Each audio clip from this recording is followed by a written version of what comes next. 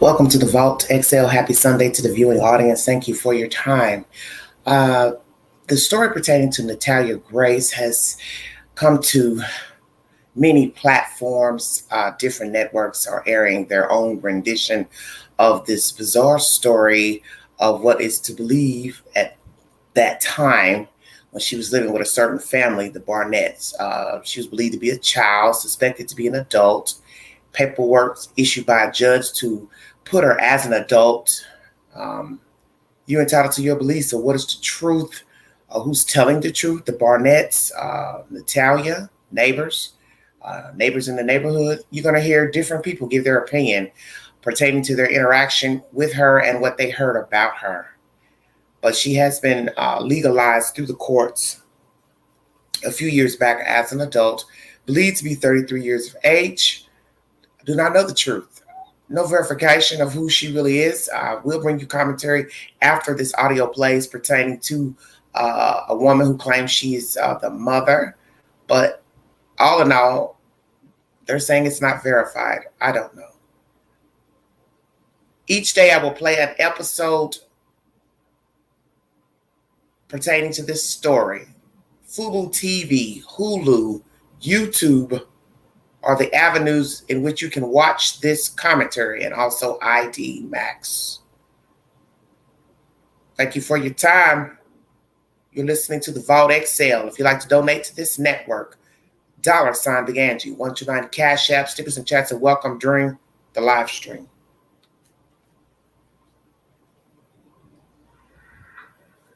You want to give me a word?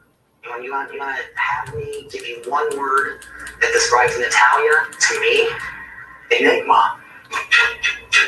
She won't tell us the truth of who she is. We are living with a con artist sociopath. Now a story making headlines around the world. Is this a child or a grown woman? The Barnetts believe adoption was a scam all along. They claim they were tricked into adopting an adult. She's evil. I promise you, within 5 years, someone's dead. What is it? Why? She threatened to stab my sons, drag their bodies outside, and bury them under the deck. She tried to poison and kill my wife. She said I pulled a knife on my parents. Big deal. It's like a serial killer or something. It's how casually they put attempted murder into a conversation. So it's gonna kill everybody. You've adopted a kid and now they're trying to kill you. I mean, it's the stuff of a horror movie, right? If you watch The Orphan, it's just like The Orphan. Did you want to hurt? It's all going to come to light. She was an adult. You can tell by looking at her.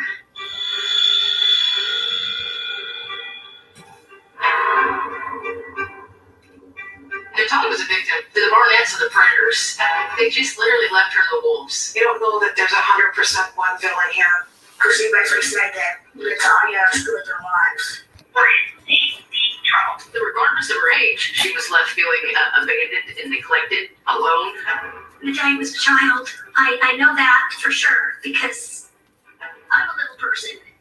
I think Christine Barnett is a sorry excuse for a mother. Natalia, you still need to be on your wall. When I found out what happened to her, that was what broke my heart the most. There were a lot of secrets in that house. His minimum sentence is 3 to 16 years. It doesn't smell right. There's something wrong. I'll smell like.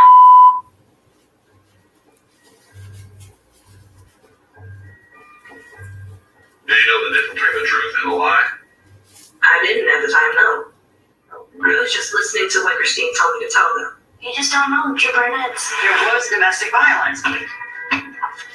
They would do anything to get what they want. There were all these pieces to a puzzle that we couldn't quite put together. You're saying you lied because she told you to lie. Yes. Michael and Christine not only lied to get her into their family, but they also lied to get rid of her. This is one of the most twisted cases ever. I know he's not the kind of guy that could do well if he had to go to prison. Yes, he felt. Buckle up. I don't think anyone will ever get the complete truth. So much of this is a mystery. I still don't have concrete answers. Somebody's not telling the truth. It is a well of lies. I'm not sure you can trust anybody in this case.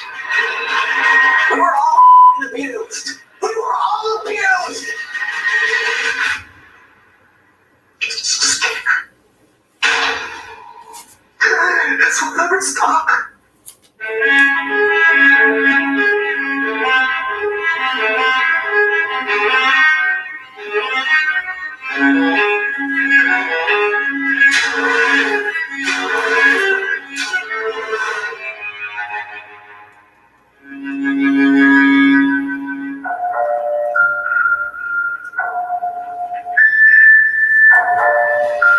I hope I don't overstate this and make it seem a little bit too Norman Rockwell American life, but life was fantastic. It really was. This is summer 2010. Life's great. Been married for about 15 years. We have 3 sons, Jacob, Wesley, and Ethan. Financially, we're doing great. We've got a literal brand new big mansion, 5,000 square foot home in a prestigious town. Got a driveway loaded with cars in it. There's a Lamborghini in my driveway, for God's sakes. We have 13 TVs. We got 14 couches. There was hundreds of thousands of dollars in the bank account. More importantly, we were in a very tight-knit family. It really was the pinnacle of life. Michael loved Christine dearly. When the flowers came for their anniversary, it was a dozen roses for every year they were married. So for their 10th anniversary, 10 dozen roses. Christine and I, we could do anything together. And when we realized our oldest son, Jacob, has Asperger's or autism, we fought those fights. We were downright amazing at the things we could accomplish. I'm Jacob Barnett, here with an introduction to scientific notation. I figured that since I was teaching it to my 2 brothers, Wesley and Ethan, I would be able to post it on YouTube. Okay, so I'm going to finish this interval, d/dx. Their oldest son is a genius and was moving through schooling faster than I moved through a pair of shoes. I did not come here to frighten you all with quantum mechanics. Not yet. We would get a message from Michael saying, "Hey, did you see the paper? Jake's on the front page," to "Christine's writing a book. It's been picked up by a publisher." Kim designer. He has a full scholarship at the joint Indiana University Purdue campus. For Jake, fun is reciting from memory the infinite series of numbers known as pi. 3.1415926535897932384626433. Jacob's one of the smartest people I've ever heard of. They're traveling the world. Jacob, when he was 15, got an award for that. This was where the Barnetts lived.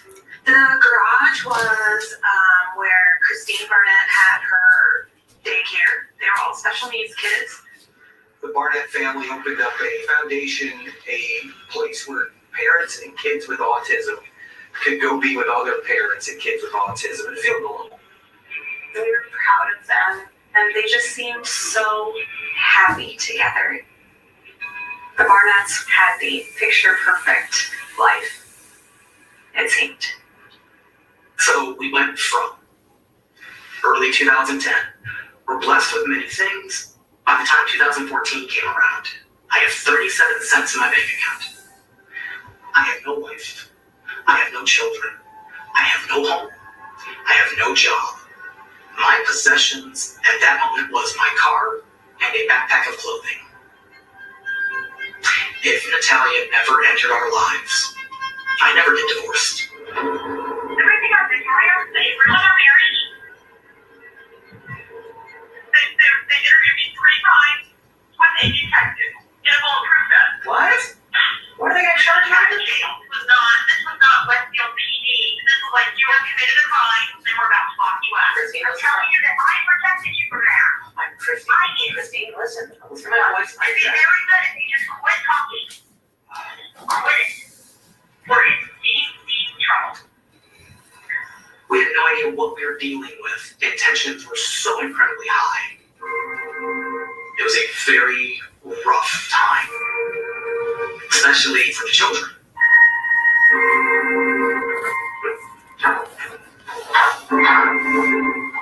I'm Jake Barnett. Since I've last been seen publicly, in some ways, I think I've progressed. I'm in my dad's basement right now. It's in Indiana. Usually they say Natalia is my adopted sister, so then I guess I would say I'm Jacob, I'm Natalia's adopted brother. But that particular way of introducing myself is kind of irrelevant because I haven't seen Natalia in like a decade. I find the situation incredibly confusing. It's like I want to know what happened and I want to know the actual like truth and everyone's motives, but at the same time, I don't want to remember that, and I don't want to have to revisit a lot of trauma from my childhood. It's difficult for me to piece together what happened with adopting Natalia.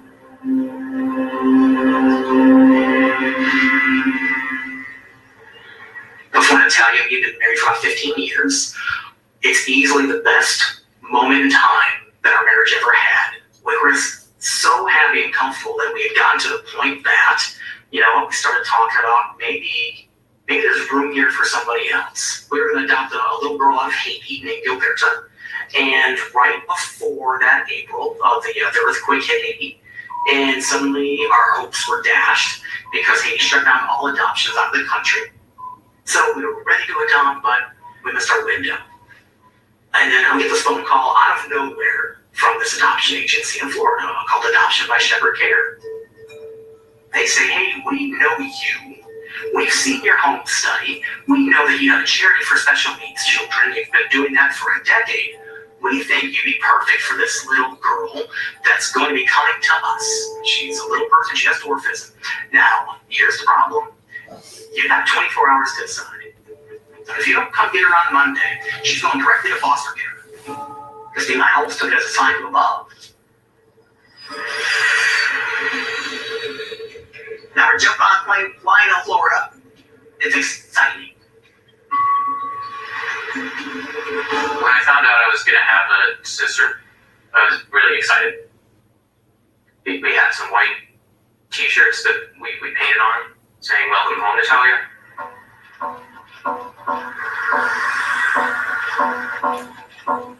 They pulled into town, and I'll be honest, I was a little taken aback by the adoption agency location. It was in a rundown strip mall, maybe on the wrong side of traffic. Little house that's been converted into offices. Didn't look like an adoption agency at all. First thing I'm saying to my wife is, check the address. This just doesn't look right. We're going to get a child here. So we start coming in, and they set us into a little room, no bigger than the size of this room we're in right now. And they tell us, just wait here. Natalia's coming soon.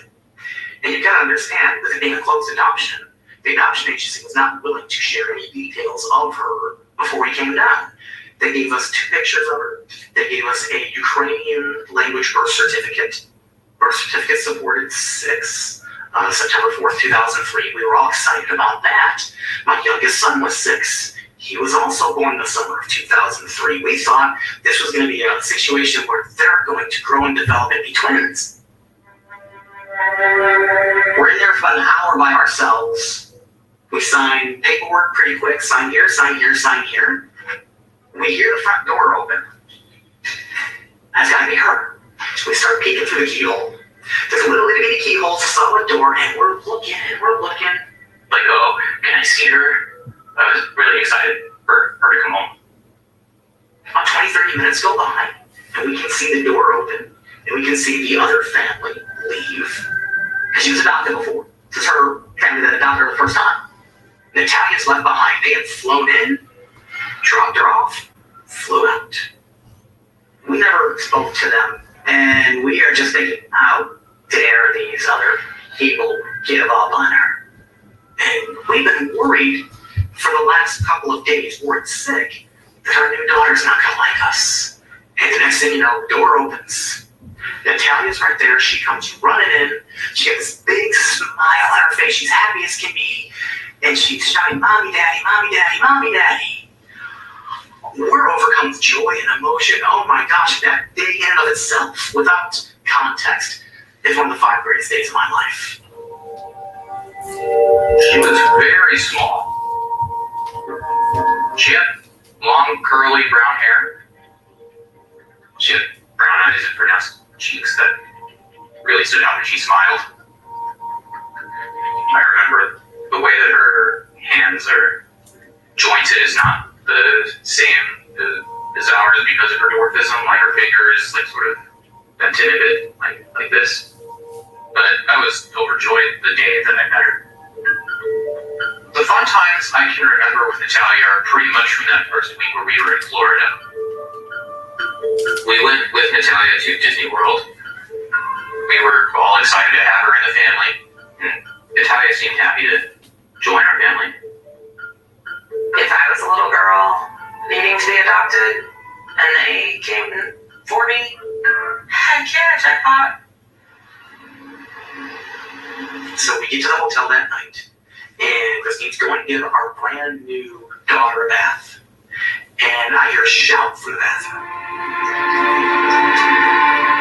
This was a "I'm not playing around, come here right now, Michael" shout. I get up, I go fly into the bathroom, and the color's almost gone from her face.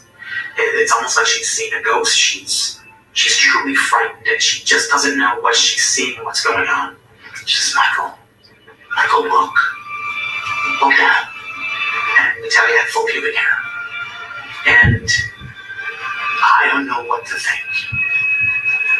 Is that possible? Is that even possible? Who is this person? Can a 6-year-old have full pubic hair? I don't know. Google's telling us, well, earliest possible time, lowest common denominator, 8. So we just go, okay, look, our mission, we were going to show love and compassion to somebody that never had before. That doesn't make a difference.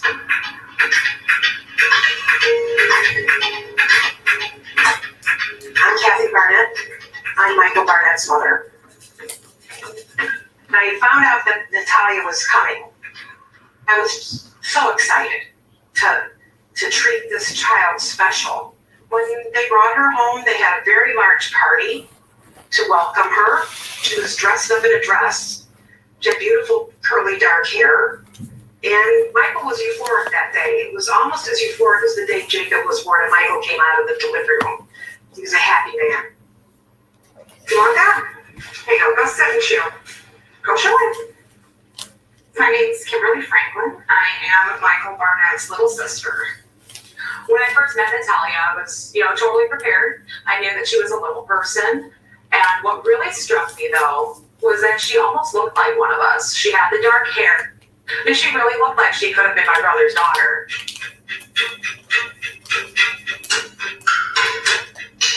My name's Rachel, and I live 2 doors down from the Barnetts, where they used to live. Nosy neighbor, that's me. I like to know what's going on in the neighborhood.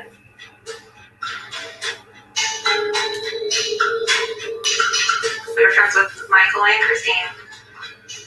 And our kids played together. Everybody knew who Natalia was. I have goosebumps just thinking about when they walked in with her. It was amazing. It was so uplifting to know that this little girl needed a home and they opened theirs up to her. Hi, Natalia. Hi. And Christine was smiling, ear to ear. They were so excited. They had 3 boys. They got a girl. I was looking forward to seeing how she'd react to the park we had across the street.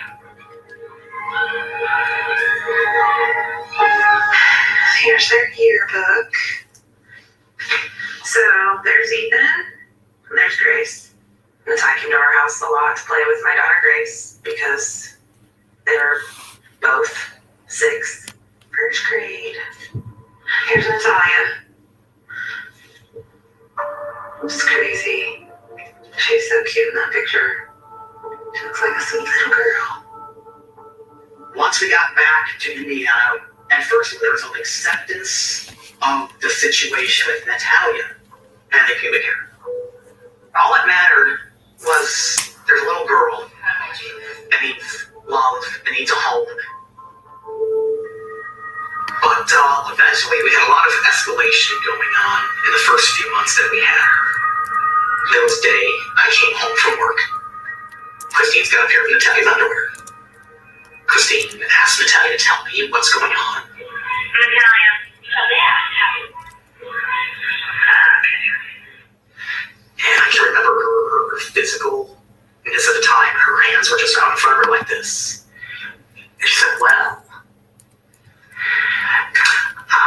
period. And I've been hiding it.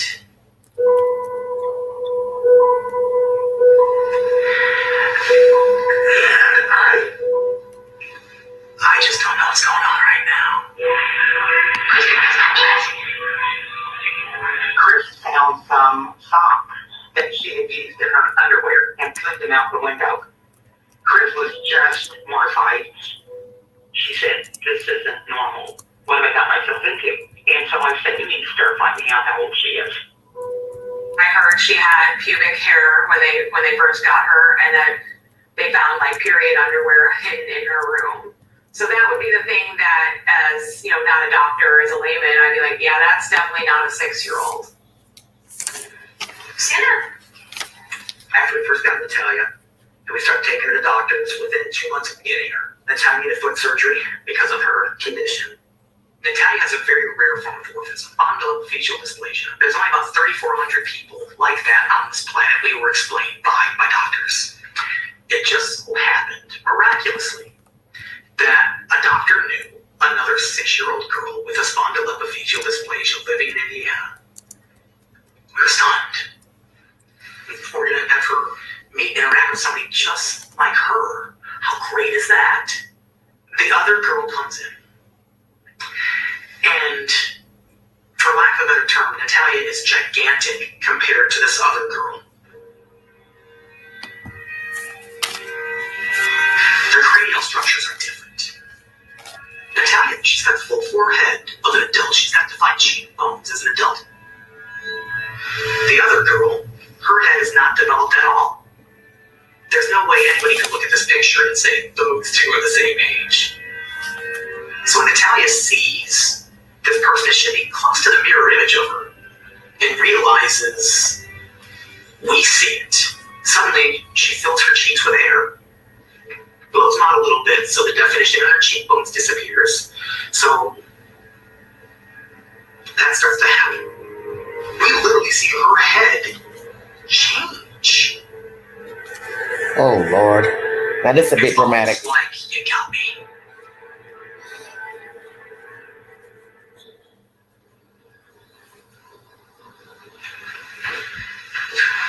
It's Alba Reyes, other science trees. She has dystrophic dysplasia, the same as Natalia. I was hoping, that a long friendship, where they can grow up and, she has somebody to be able to talk about things. I mean, it's not, something that she has to feel like she's the only one in the world.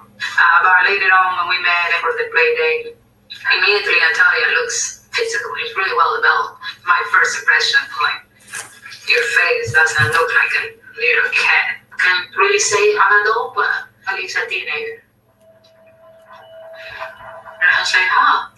So, yeah, but she was very vocal talking. Like, she can carry a conversation very well. Like, didn't have no issue. I was like, wow, they teach her very good English. Very sympathetic kid for a 6-year-old.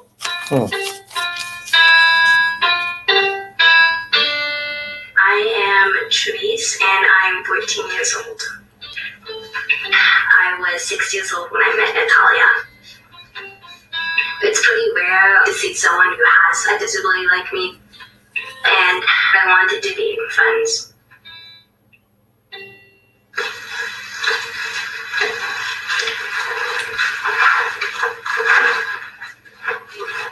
I have a picture of you guys.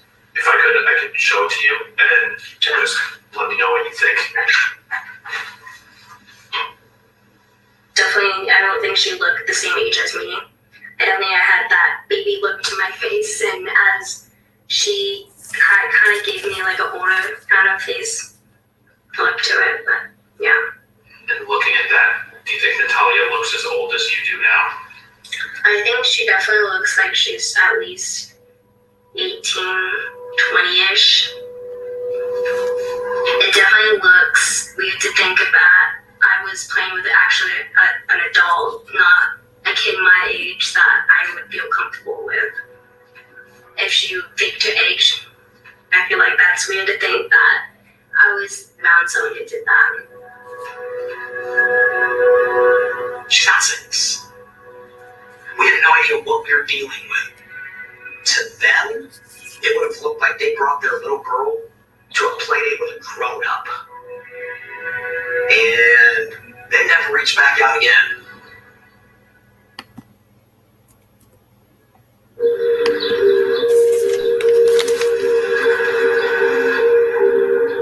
Natalia told us very little about her time growing up in the Ukraine, her time in the orphanage. I don't recall her having any belongings from the orphanage, I don't recall her having any Ukrainian toys. She didn't seem to know very much about Ukraine. One point earlier, we asked her, oh, what's it like in Ukraine? And she said, oh, it's always summer there. I'm like, okay.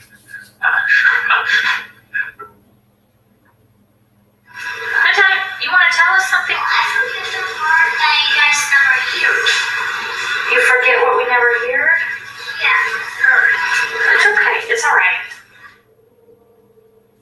We adopted Natalia because we wanted to help somebody who was in danger of never being loved. But every time we ever spoke to Natalia about, hey, tell us about the orphanage. Tell us about people you've known. Nothing. So we had asked her about the Ukrainian language before. Matter of fact, at the rec center where we had our sports league for the autistic kids, one of the neighboring tenants happens to know somebody who was born and raised in Ukraine. We thought, how wonderful would it be for you to hear your native language, your native tongue for the first time in a couple of years. The woman from the Ukraine comes in and just immediately starts speaking Ukrainian. I swear on all things holy, Natalia's never heard a word of Ukrainian in her life. But you were there until almost 5. And we've got you at 6. There was a set of things that didn't add up. We started early in the morning. Natalia had no accent. We're going close. She didn't know the Cyrillic alphabet. She knew no Ukrainian. The Ukrainian lady starts speaking Ukrainian to Natalia. Not a word.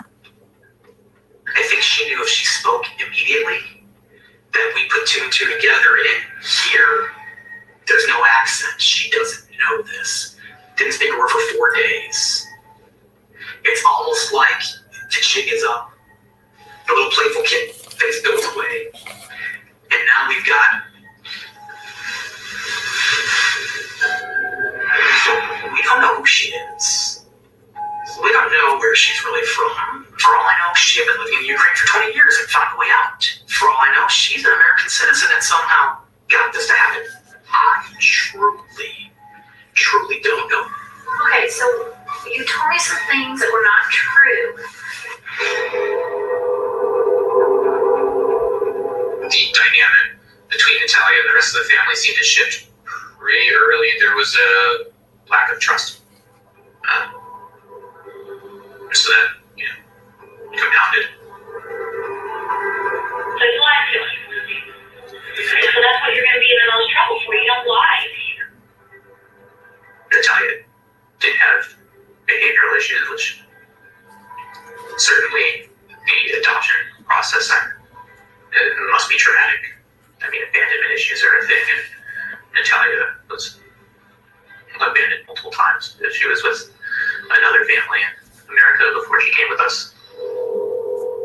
Natalia was with us for 4 months. And that's when we start to witness her dark side. We had a 2007 Jeep Commander, has 3 rows of seats. But Natalia would always try to sit next to my youngest, the smallest, my 6-year-old Ethan. And she would do whatever she could to upset him. She would purposely wait until she was next to him in the car, and then she would do her best to urinate on him. She would defecate in the car and put her hand into it and try to smear it on Ethan. And it was a frequent occurrence for Natalia to soil services that she wasn't supposed to. But what were you doing to bother Ethan? I'm sorry. Did you keep doing it while you were in the car with him? That was the life my 6-year-old son had. To get into the car was like going to the haunted house. thing. So we went someplace in public, and she made eye contact with somebody, and we'd climb into the car, she would get into the car, she'd get in her seat, she'd close the door. As soon as I would start to get into my seat and the car would get into gear, doors open and she's throwing herself out of the vehicle so people around her can see. The ideal look, a poor helpless little girl she was trying to get back to poor helpless little girl status.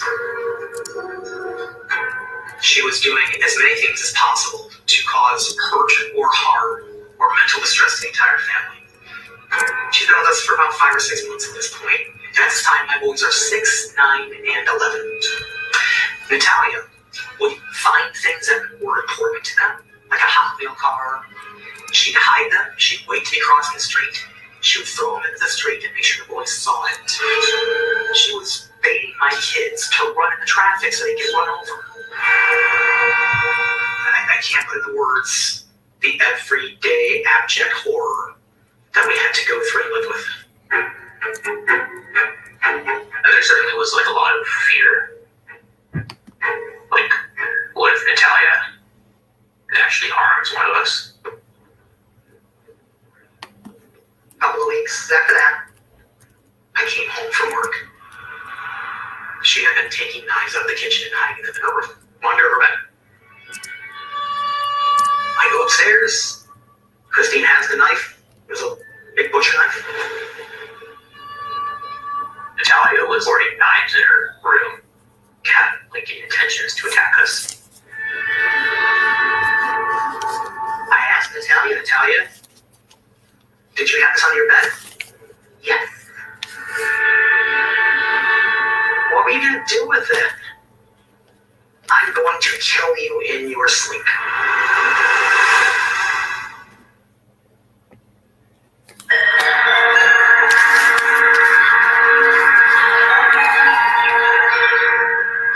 Michael and Christine were very vocal about the stuff at first with Natalia until it got overwhelming. And that's when Christine came and told me and sat down on my front porch with Wesley and Ethan and shared what was going on. Christine was crying. She was very upset, saying that Natalia wasn't who they thought she was. And I said, well, what do you mean?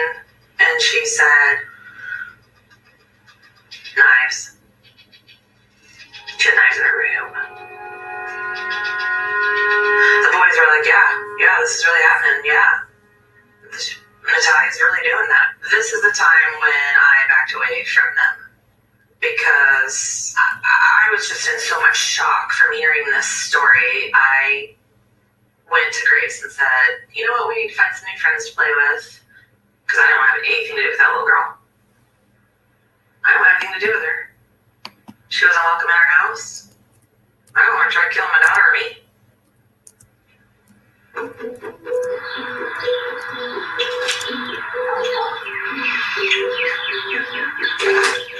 Michael really only told me by the time they'd gone through all these things that he was afraid. Whether that meant he was afraid of what she would do or could do or any of that, I knew that there was fear. Absolutely. We reached out to the adoption agency as we were noticing all of these issues and irregularities. They were unhelpful. I was lost. I was getting no help from anybody anywhere. So we went through a few therapists, trying to find guidance, trying to figure out the right diagnosis. It was really the third or fourth therapist we got to that seemed to understand what we're telling them. And seemed to have Natalia's number. She pulled Christine and I aside and said, you're all in extreme danger. At that point in time, we already knew that. We had been living that. So we were not stunned at the danger, but we're stunned at the diagnosis. We were expecting a severe mental disorder that was out of her control. We were expecting schizophrenia. We were expecting something. We were expecting her to say she hears voices. She's hearing commands tell her to do this stuff. So she tells us she's a sociopath.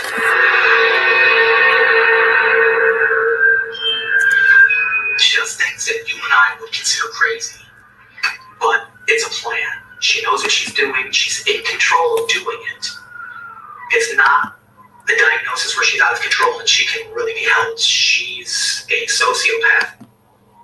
That was the first moment from a clinician that we heard. You can't help here. You're 12 years old here. Just down the hallway is someone who's living with you who actually wants to harm you. That's a very scary feeling. And I definitely didn't feel safe around Natalia. I just was scared.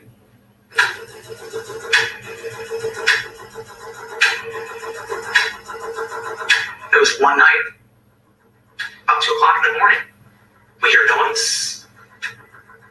Christine nudges me and then wakes me up. And I jump up. I go looking for the noise. Can't find it here. Can't find it there. I go down the hall of Natalia's room, open the door. It's dark. She's standing dead center in the middle of the room. A blank look on her face. Natalia, what are you doing? I'm waiting. Waiting for what? For you to go to sleep.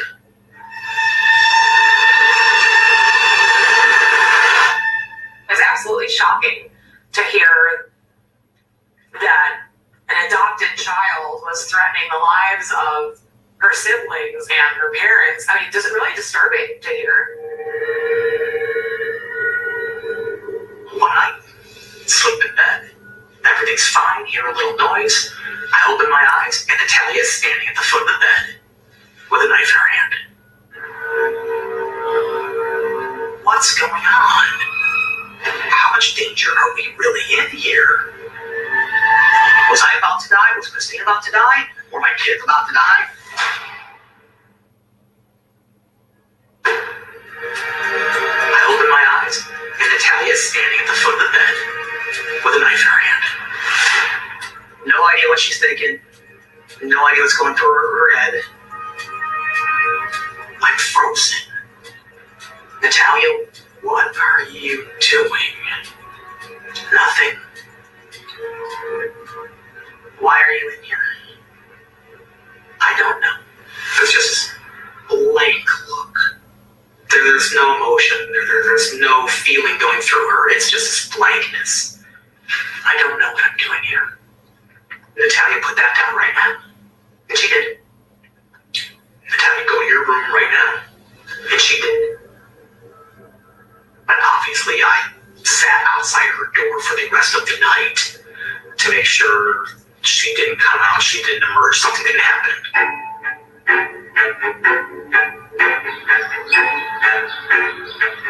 Knowing that somebody like Natalia was living 2 doors down from me and has supposedly tried to kill her family, thinking that there's a killer in my neighborhood is mind-blowing.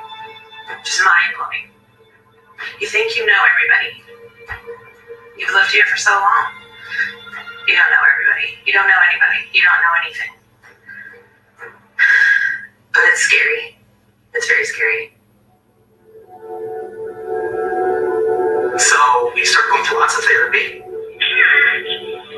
so heavy. I couldn't even lift it. You start going through plausible deniability. You start to try to convince yourself she wasn't meaning to harm us. This might seem strange. We never, ever said, let's take her back. We thought we could help things. We thought we could improve things.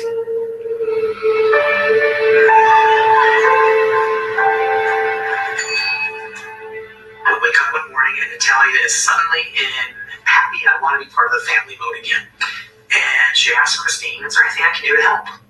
You're doing the dishes. Can I help do the dishes? So Christine says, sure, I really appreciate that. Thank you, Natalia. So Natalia gets on a stool and starts rinsing the dishes off in the sink. Christine goes to the other room for a moment, and she's got a coffee cup sitting on the counter. Christine comes back in. Christine screams. I come racing downstairs. See a bottle of Pledge. I see Christine's coffee cup, and Christine tried to drink it and instantly tasted Pledge. Cleaning supplies are poured into Christine's coffee cup. Christine is screaming this. And she just says, plain out, straight out, I'm trying to kill you, I'm trying to poison you. Yeah, I certainly have that instinct now. Like, I can't really share a drink with someone unless I've, seen the surface of it the entire time. Well, it's probably rooted in this fear that Natalia is coming to, poison us. I guess I haven't really figured out a way to reconcile it, if I'm being honest. Still working through it. I think I might need a minute, I'm sorry. It's very dramatic.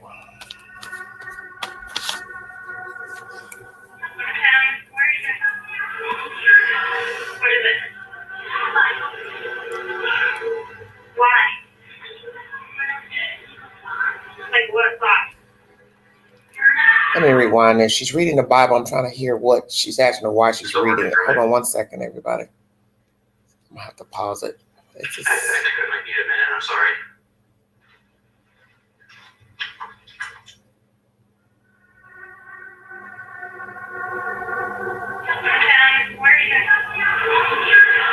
What is it?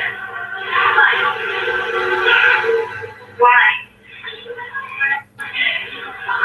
Like what? Why?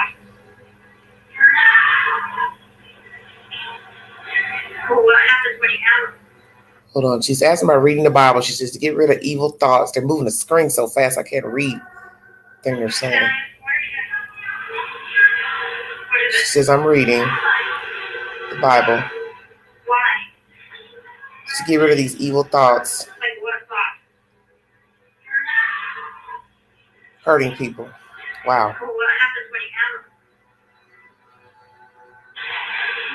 them? It makes me want to do them. Very interesting information there. First episode. Airing on the ID Max. Fubo TV, Hulu is also airing this said program. I'm going to read you a little bit of information and then I'm going to drop the link.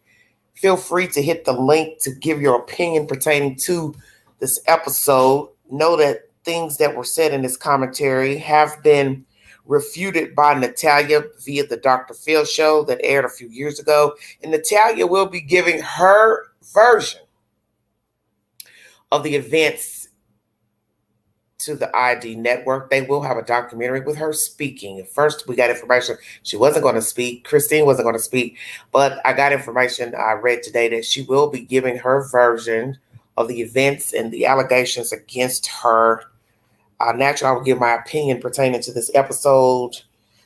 What I reviewed from Dr. Phil. I will play that Dr. Phil episode probably later today, but we're just going to chop up what was said in this episode number 1. But before I get into that, I want to bring you a little bit of information. Know that there is no verification of her true age, her identity, who gave birth to her, where she was born. So therefore, you can't really make an assertion to the story, because everything is somebody's version. And I say this to you all the time pertaining to life in general. You don't know no more than what's told to you. And if you're not an eyewitness to the account, then you can't say it is the truth. Now, some will say, well, 4 or 5 people said he did this.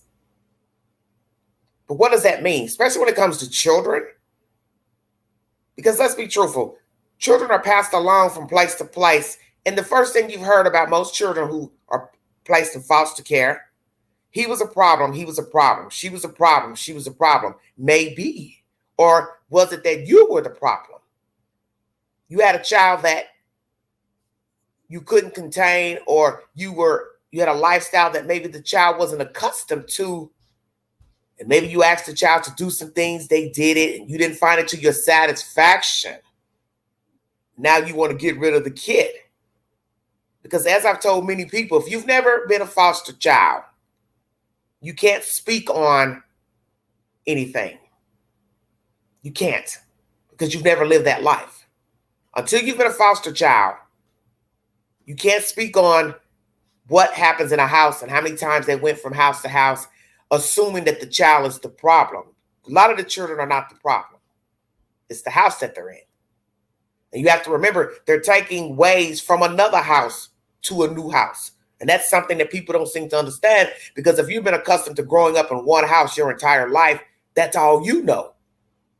But as a person who's being shifted around from place to place, they're taking those qualities and little things from place to place. And possibly they have been mistreated. So any allegations of her being overt with boys, men, that's taught behavior. That's taught behavior. That's behavior she has seen. She's mimicking something she has seen or was taught or she was groomed. You don't even know if the girl was sexually molested or not. That's why I said you don't even know where she's from. So that's why I don't really have an opinion pertaining to labeling her anything. And I'm going to bring you that information pertaining to the background of Natalia, which is bleak. There's no verification of who she actually is.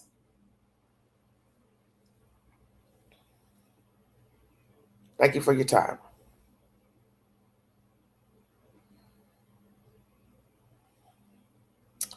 womanandhome.com. Where is Natalia Grace now in 2023? Thank you.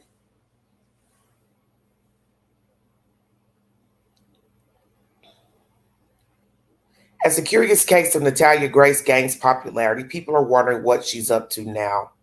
This was uploaded 3 days ago. The curious case of Natalia Grace centers around Natalia, an orphan from Ukraine, and the Barnett, her adoptive family. But is she a troubled orphan with a curious disease, or a grown woman masquerading as a little girl who is actually potentially a potential psycho killer? Here's what we know about Natalia Grace's whereabouts in 2023.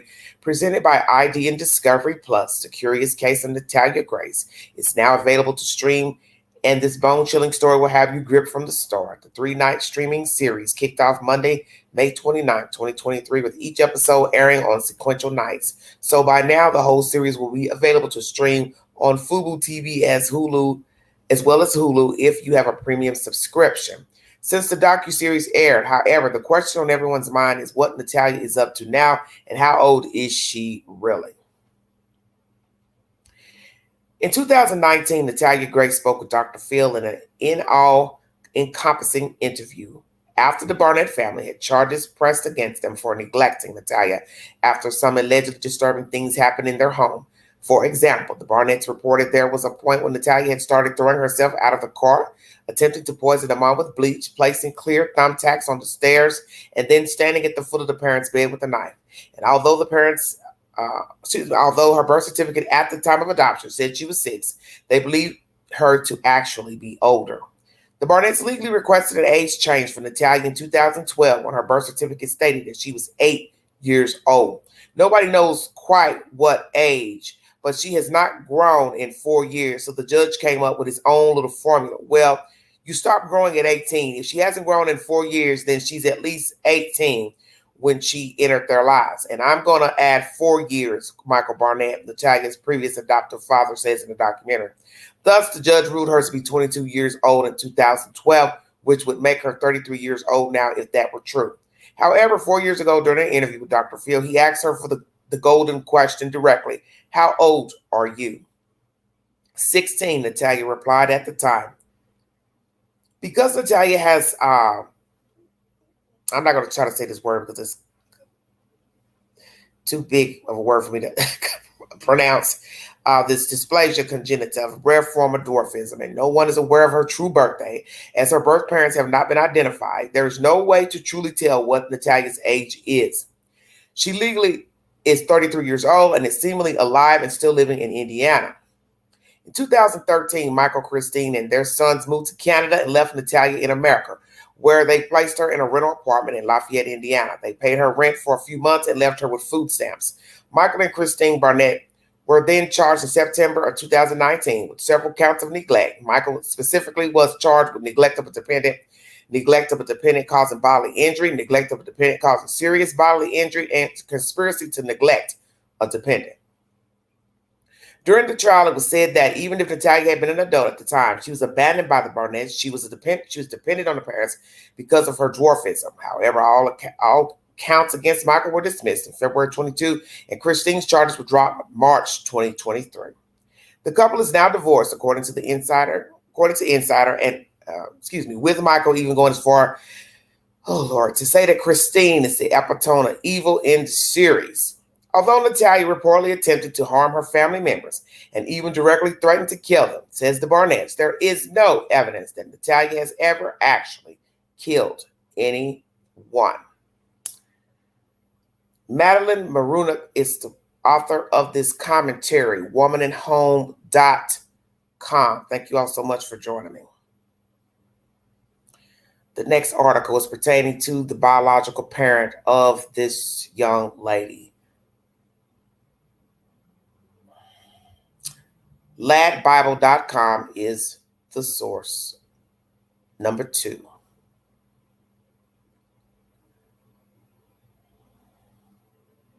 Viewers of an upcoming new true crime series have been warned they may never know the truth about an adopted child who turned out to be a fully grown adult.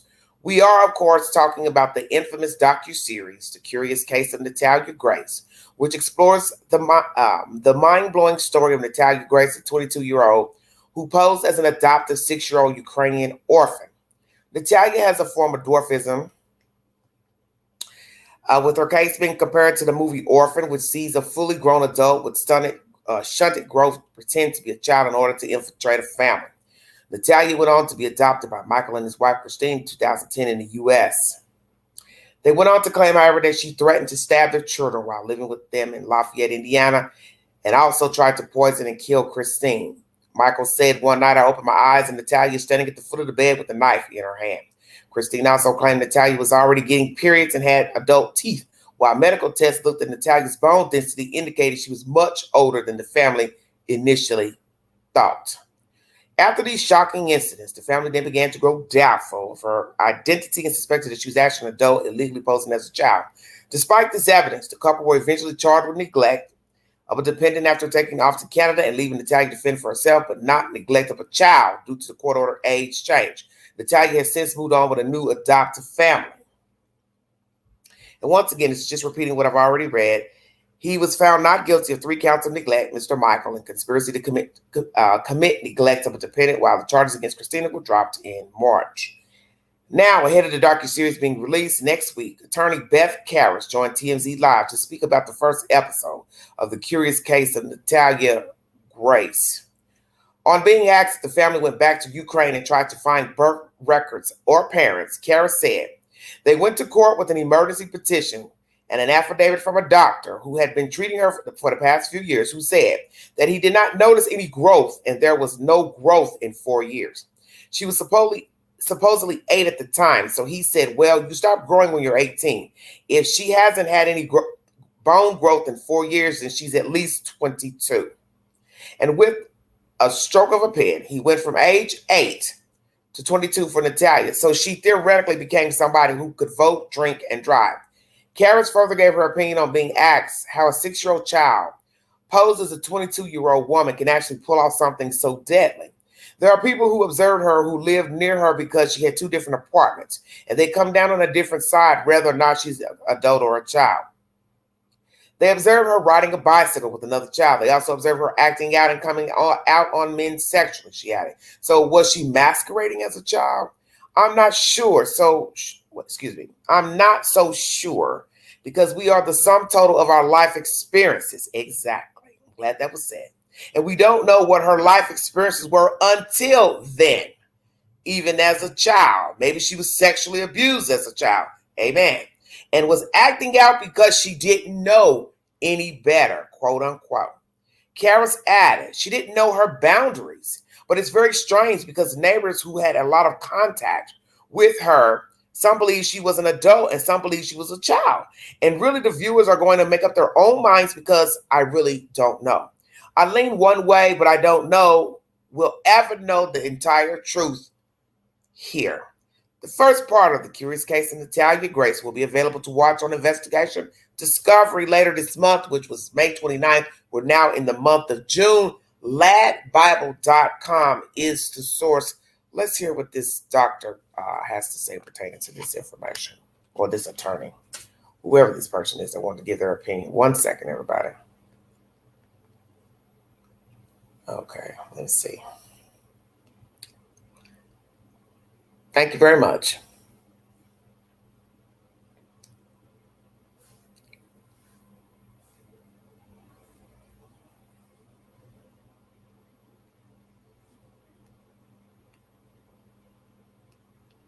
Oh, yes, this is Beth Karras. I'm trying to get this to play.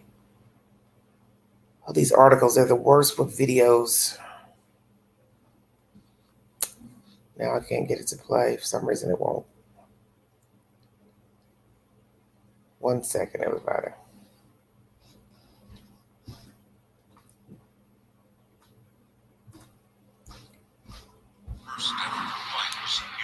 There we go. Let's see what this lady has to say here.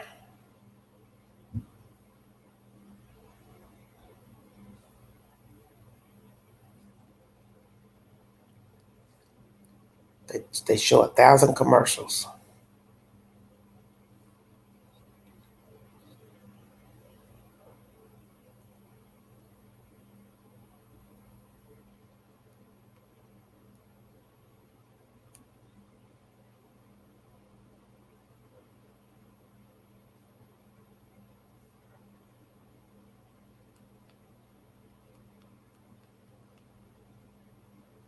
I'm waiting for this content to upload. I don't know why it's taking so long.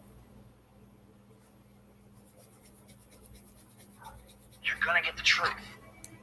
I will pre-warn you, you might not like the truth. We were in a very tight-knit family. April 26th, 2010, that's the day that we adopted Natalia. We had no idea what we were dealing with. She's not 6. She was an adult. You can just tell. I'm like, whoa. Natalia was told her new birth date at the orphanage in Ukraine. She threatened to stab my sons. I definitely didn't feel safe around Natalia. You've adopted a kid and now they're trying to kill you. I mean, it's the stuff of a horror movie. She tried to poison and kill my wife. One night, I opened my eyes and Natalia is standing at the foot of the bed with a knife in her hand. She's tiny. These stories don't make sense. You just don't know, Joe Barnett's. The prosecutors went to Ukraine. Слышишь, тут приехали молодые люди насчет твоей Наташи. To track down Natalia's biological mother. I'm charged with 2 counts of child neglect. Is that correct? Maybe there's more than one villain in this story. Michael accuses Christine of beating Natalia. My mom is definitely not 100% innocent. Bye-bye. You lied because she told you to lie. Yes. It's like a Rubik's Cube. Just when you think you have it solved, you find out you don't. We were all abused! I hate this. Did you want to hurt him? It's all gonna come to light. Be very good if you just quit talking. We're in deep, deep trouble. Well, kicking down the stairs, we said we're not going to say, right? Oh, still my microphone on. You got a seatbelt? Buckle up.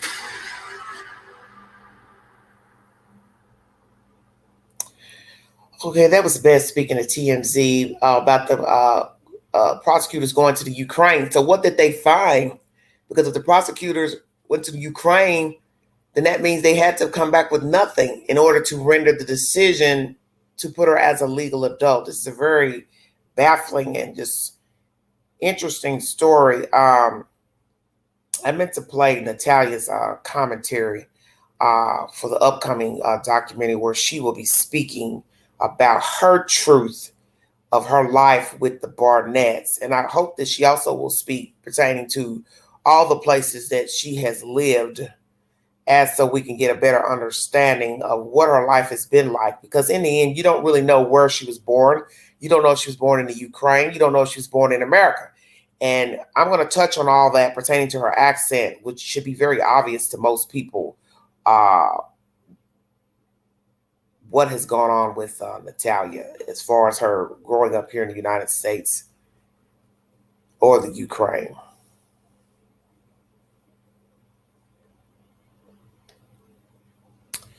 Trying to get a video of her speaking. 1 second, please.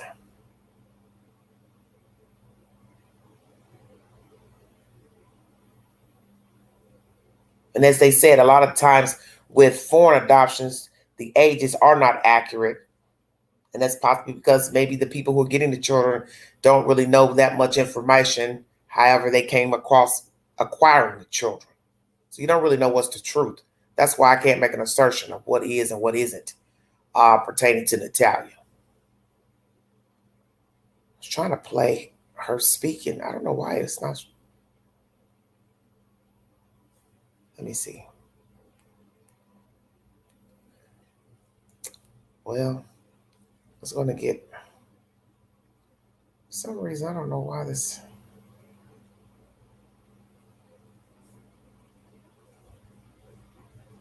I can't find it where she's talking.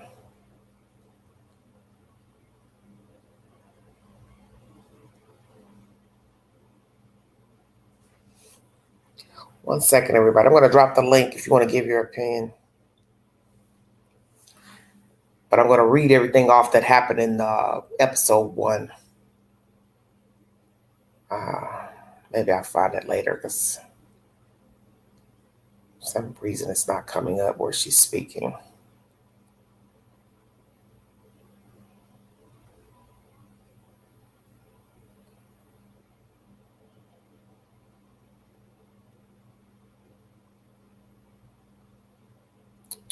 One second. I don't know why I can't find it. It was just here.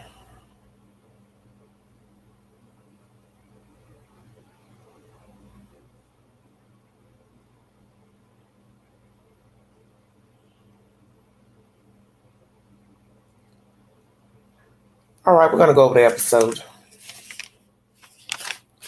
They looked through a peephole and saw someone else with the child, flew into Florida with the young lady. Is that true? When the Barnetts were at this adoption agency that they found to be not up to par, not in the best neighborhood, a little bitty building, maybe they didn't have a lot of money to pay for a big fancy building. Rent is very high in Florida, duh. Was there even a peephole? Because I'm starting to wonder if some of this stuff is exaggerated. I'm just saying. Because in the end, everything's about perception and aversion. What type of door has a peephole? The only type of doors that have peepholes are older doors. Now, lo and behold, he says the place was in a strip mall, adoption agency. So did it have older type doors? Because most doors that are put on, they don't have peepholes. Only older doors have peepholes. Very old doors.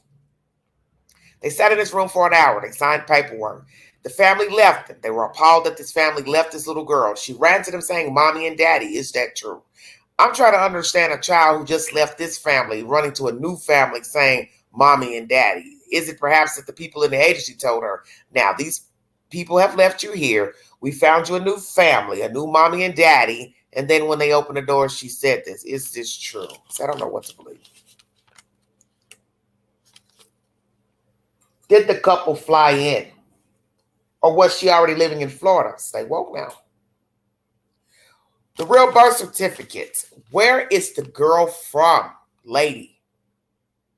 Ukraine or where? Because what you have to ask yourself is the obvious. You're going to hear, as you've heard in this commentary, she had a good speaking voice, English speaking.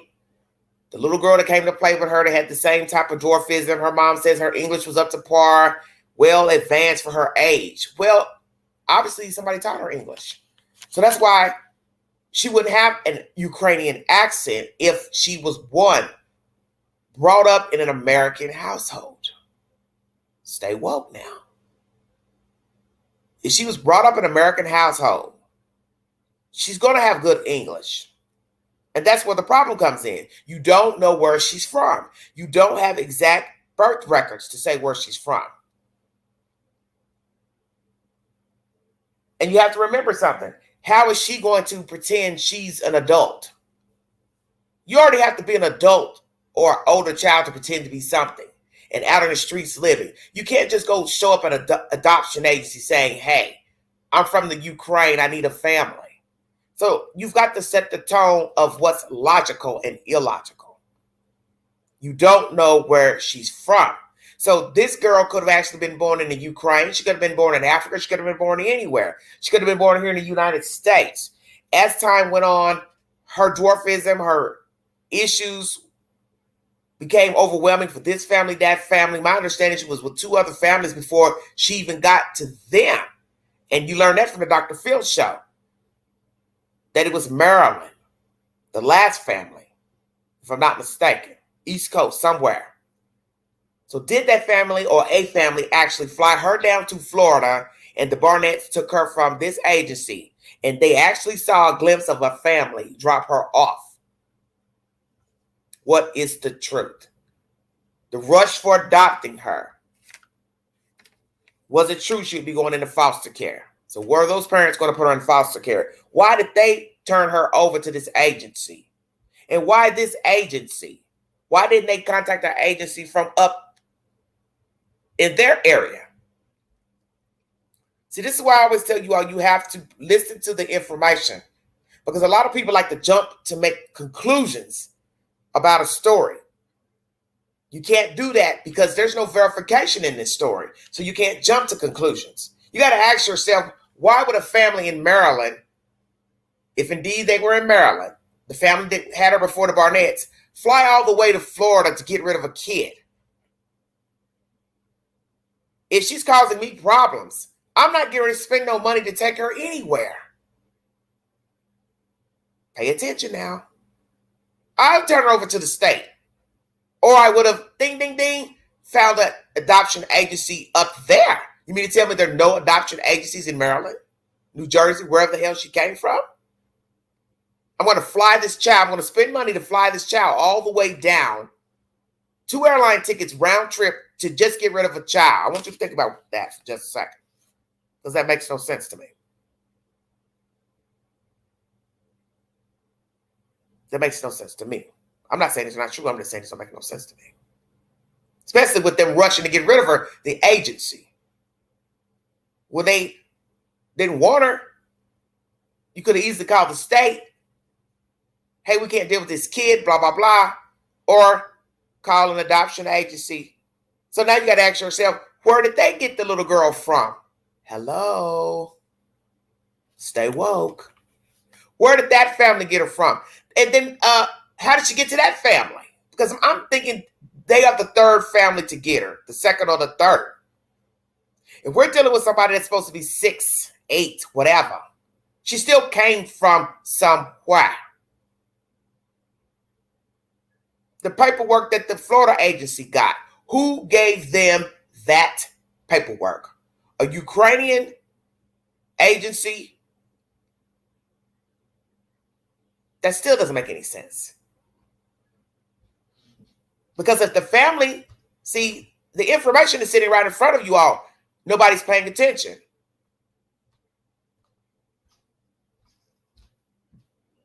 These people flew from an American city with a kid to Florida, allegedly. So then that means they had to have brought a Ukrainian birth certificate with them to give to the Florida agency, if we are to believe the version that the Barnetts are giving us. See, this is why I keep trying to tell you that there is information that none of the people are telling the truth in the story, that everybody has been contradicted.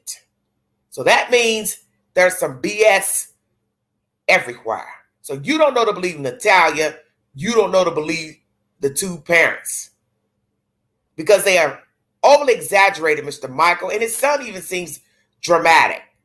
Having to get up, take a break, don't know if she'll show up to poison you. She's 3 feet tall, for God's sake. How threatened can you be from somebody 3 feet tall? Come on, y'all, stop the BS. Could she be diabolical, threatening? Of course, anybody can. But she's not a threat because she doesn't even stand up near your damn kneecaps. Come on. Let's make it make sense. Pubic hair. Google the age, 8 years old. The least of an age that a girl could have pubic hair. Naturally, young girls start periods young. So we found pubic hair. She tells her husband about it. Sold underwear in the closet or whatever of a period. And then she films that. You don't find that strange? So one could say, well, she's filming this to have verification to take back to this agency that, hey, you gave me a kid that's really not a kid, or however you want to word it. What was the point of filming her? Because you see a lot of filming. You're filming her punishing her, which is very disturbing to me. Filming her telling her daddy that she had sold underwear. What the fuck is that? Why should she tell our dad, oh, yeah, by the way, I've been hiding, I have a period? That's really a conversation a girl would have with a woman. So I want to know, why do you need to call the husband in and then film her and ask her, tell daddy what happened? Oh, by the way, daddy, I've been lying. I had a period. There's something very creepy and eerie about the filming of Natalia. Now, one could say it's for verification, but verification to whom? The doctors or the agency? You hear that too? We called them, but we didn't get nothing. Elaborate. What did they say? Did you call the agency immediately when you realized she had pubic hair? Which is what, within a day or two? You had her for what? A few years. The mother of Michael says he was euphoric when they got her, just like it was when he brought his son home from the hospital. I guess the 6-year-old they're speaking of. They was hoping she would mesh with their 6-year-old, but that didn't happen with the two, allegedly. The nosy neighbor who had a lot to say during this interview documentary. Once she got wind of the child and the allegations against her, she didn't want the child around her child anymore. Fearing the child. You don't really know people. She seems a bit exaggerated as well. 3 feet tall, that's all I'm going to say. How fearful can you be of somebody 3 feet tall?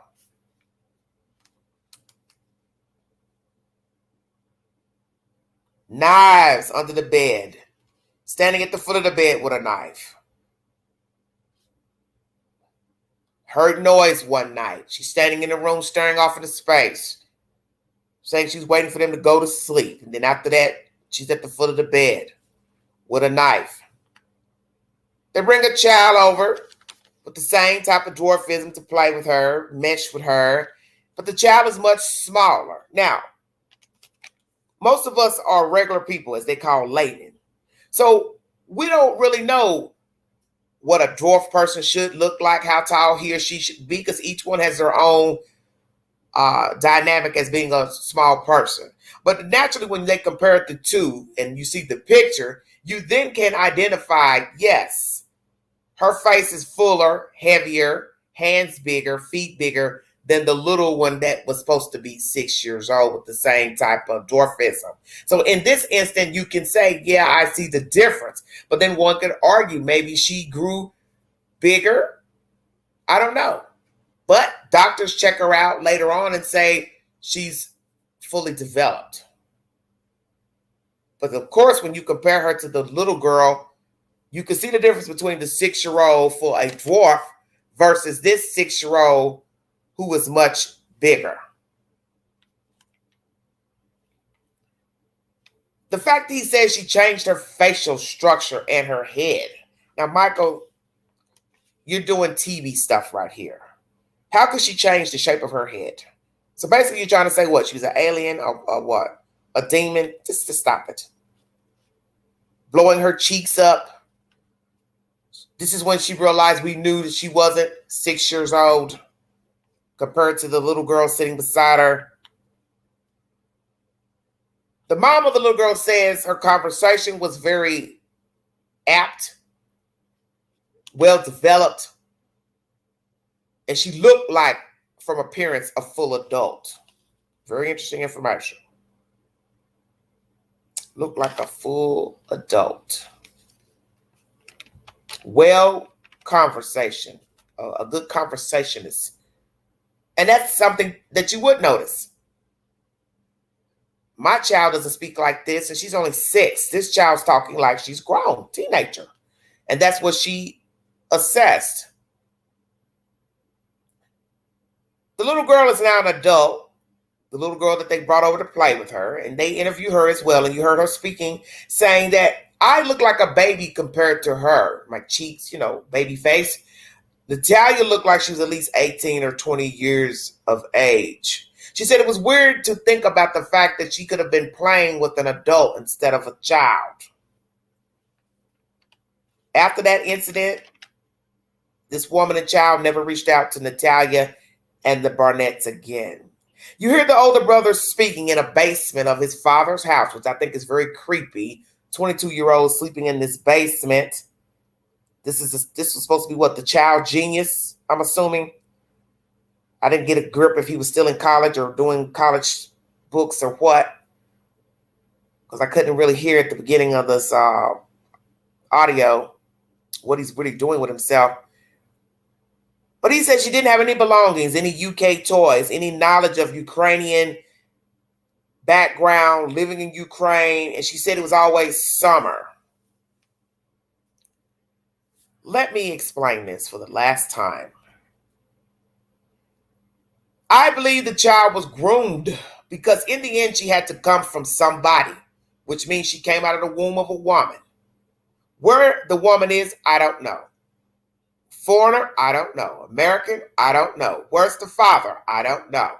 But in the end, somebody knows the truth, and you're never going to get the truth. That's the whole point of the story. She won't have Ukrainian toys if she was one brought here from the Ukraine and passed from family to family. Why would she have Ukrainian toys? She's well spoken in English because she was taught English, duh. And she possibly was born here in America. You don't know. And as you heard them say in the documentary, they fudged the years as far as getting the children adopted because people want younger children. That has always been said. The very reason why children stay in foster care. People do not want older children to foster and usually definitely don't want them as to adopt. People want to adopt newborns. They don't want to adopt school-aged children because they already have an identity. Once again, she says it was always summertime where she was. I think she was groomed to say these things over time, Natalia. Because in the end, maybe she doesn't really know where she's from. She only knows what she's been taught living from house to house. But does she know the truth of her origin? Does she really know about her adoptive mother? Her real mother, real father. And she just refused to tell any of these families anything that she knew of. But see, you got to remember, she came from somewhere. And possibly she was told something or she was told nothing. We will wait to hear what she has to say about what she was told from the very first family to getting to the Barnetts. If the agency fudged any documents, where they actually got her from, did they have knowledge that she was not a 6-year-old? Where did she actually come from the womb? Was she born in America or born in the Ukraine? Did somebody adopt her from the Ukraine, took her in, kept her for a while, got tired of her, passed her to the next family? They had her, they got tired of her, then she went on to the Barnetts. We don't know.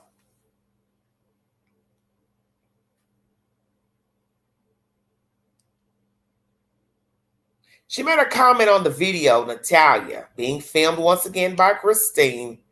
I forget we're never here. I didn't really understand what Natalia was trying to say. Was she trying to say, you all are never here, or we never are here at this house? Are they going a lot? I never understood that. That was a strange comment Natalia made. And you notice they filmed her a lot, which is kind of creepy to me.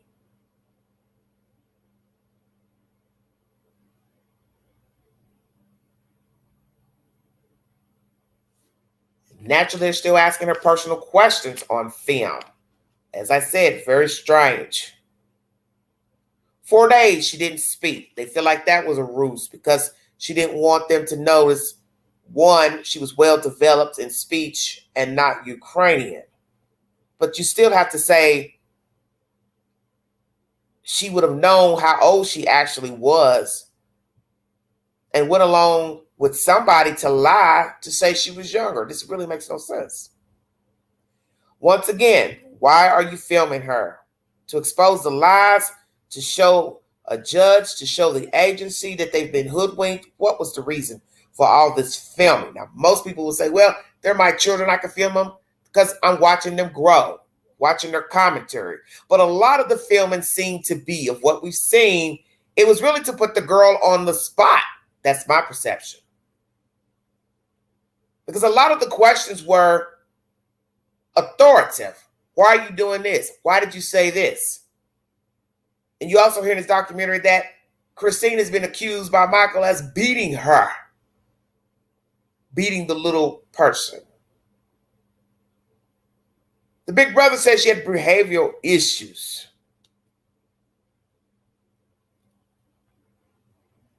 After 4 months,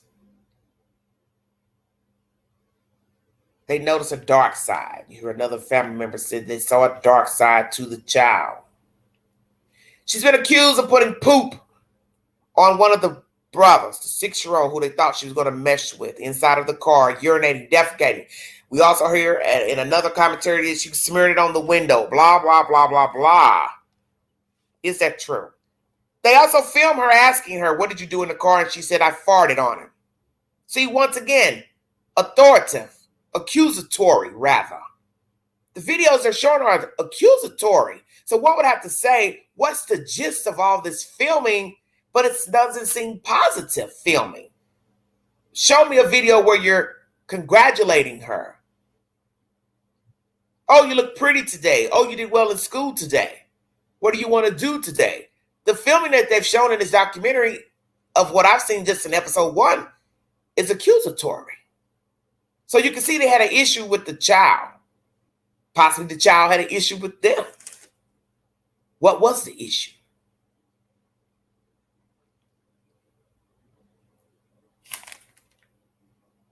Lord, I've got so many notes. Knives under the bed, threatening the family. Maybe she was scared.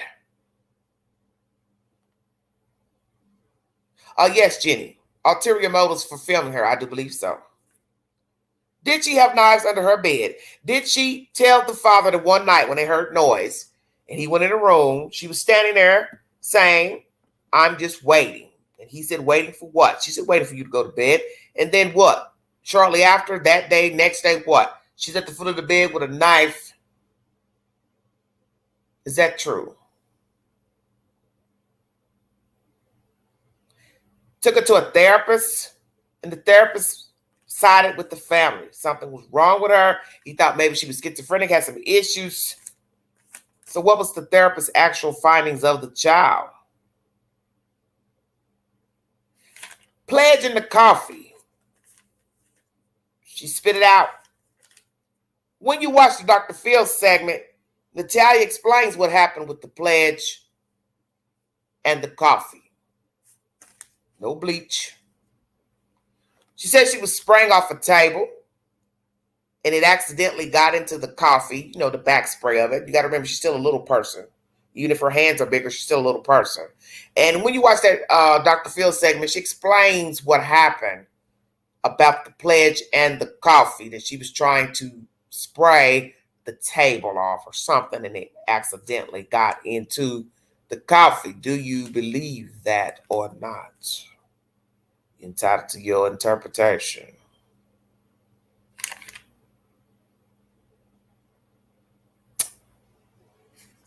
Episode 1. What is the truth pertaining to the origin of Natalia Grace? Is she 33, 36? Was she born in the UK? Or no? Born here. You hear information from a woman who says she's been going back and forth with these people for years. So it seems like this woman is admitting that this is her child that she had in 2003. Or is this another child that she thinks is Natalia, but is not? Thank you, Jenny. Thank you so much, sweetheart. What is the truth? Who is Natalia Grace? Did she get with these agencies to pretend to be somebody? I find that too far-fetched to believe. It's too far-fetched for my taste. I don't believe that.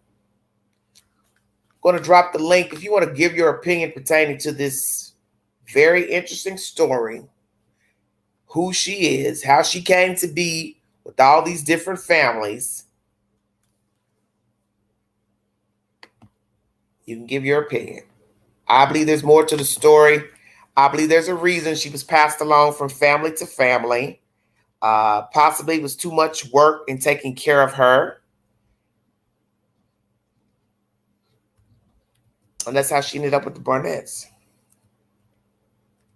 And I want people to know that just because a person has other people join in saying things about a person negative, especially when you're talking about an alleged child, it doesn't mean that the child is a bad child. It could be possible the child has had a troublesome background, because that's what's been said also in this documentary. You do not know where she's from.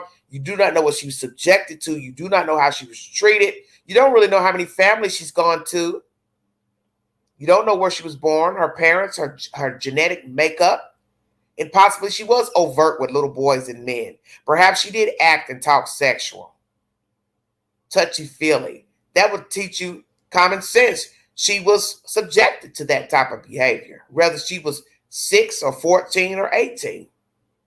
That's taught behavior. And usually children who are overt sexually, it is because they have been assaulted by an adult or another child. I think you all know this already. Most child molesters were molested as children. It's a common denominator. And girls who tend to be more fast, as we would call them back in my days, want to wear hot pants and hang around men and boys all the time and touchy-feely, it's because somebody was touchy-feely with them inappropriately, been introduced to sexual acts, and then they become promiscuous. That's a known denominator with children. And then they reach out in that way for comfort, love, attention. Also, they mentioned her throwing herself out of the car for attention. Is that true? I want you to think about that for just a second. I said to myself, there's no way she's throwing herself out of a moving car. So what? You pull up to a stop sign, parking space. She flings the door open once the car stops and fall out. I just want you to think about that for just a second. What is the truth pertaining to these allegations against her? And what will we learn pertaining to why he says his wife is the epitome of evil? Did this little girl cause the breakup of this marriage?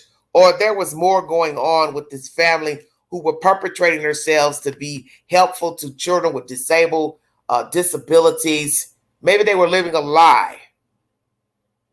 Because you hear him talking about living in his $500,000 house, all these cars, Lamborghinis, 14 couches. Was that necessary? And what do we learn about people who lie? Everything's extreme in their conversation. They've got to tell everything. I had 7 coffee makers, 14 couches, 6 cars, 2 dogs. You see where I'm going with this? Do we care? What the hell does this have to do with Natalia? Mr. Michael was very overt in this episode. Blink, eyes wide like he's up on dope. Going on and on and on about this and that and what she did and, screaming and hollering. And there's something wrong with Michael. And I do believe there was something wrong with Christine. And perhaps she was strict as a disciplinarian parent. And maybe deep down inside this facade of helping disabled children and having this charity was all a facade. Yeah, they had a child with Asperger's disease, whatever, blah, blah, blah. But that doesn't really mean anything because, as you heard in this documentary, perhaps there were secrets in their house. Perhaps these two were really not that happy together. 15, 16 years together before Natalia shows up, and now all of a sudden we're to believe she's the cause of your marriage breaking up. I don't think so. 3 feet tall, she took down a house of cards.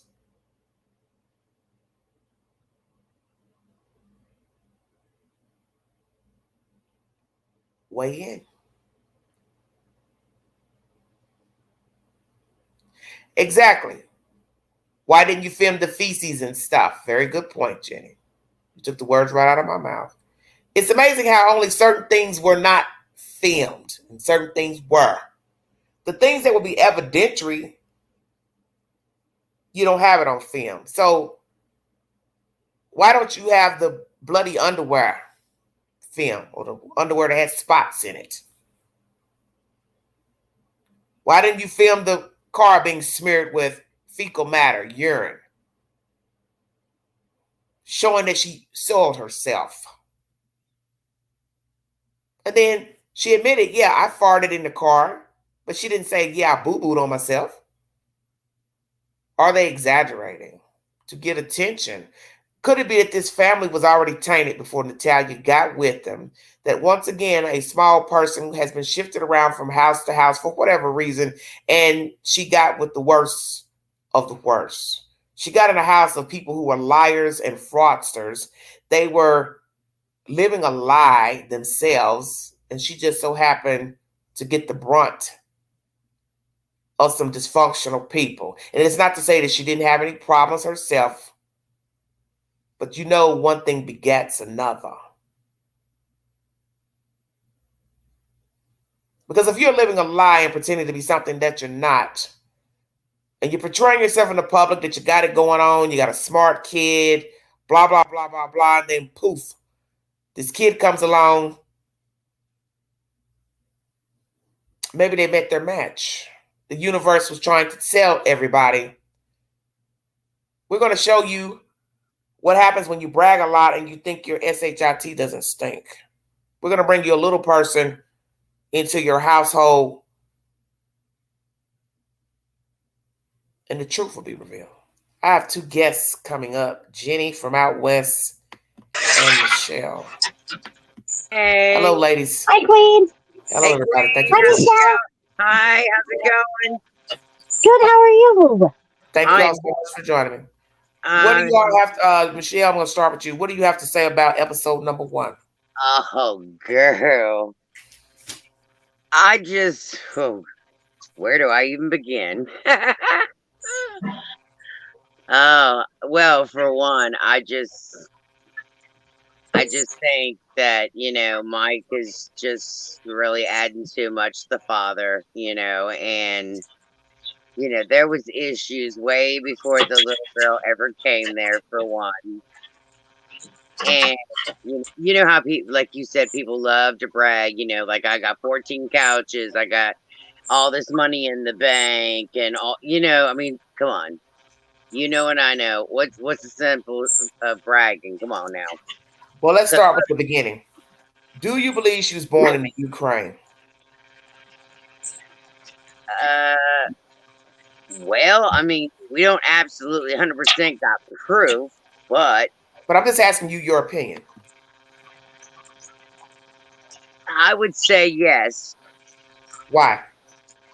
For the simple fact that it goes back to the Dr. Phil, and they went out there and they talked to her and did a swab, and they talked to a couple of her family members, her sister, and yes, and they stated, quotes, now I'm putting this in quotes, they stated that the mother threw her away and did not want her.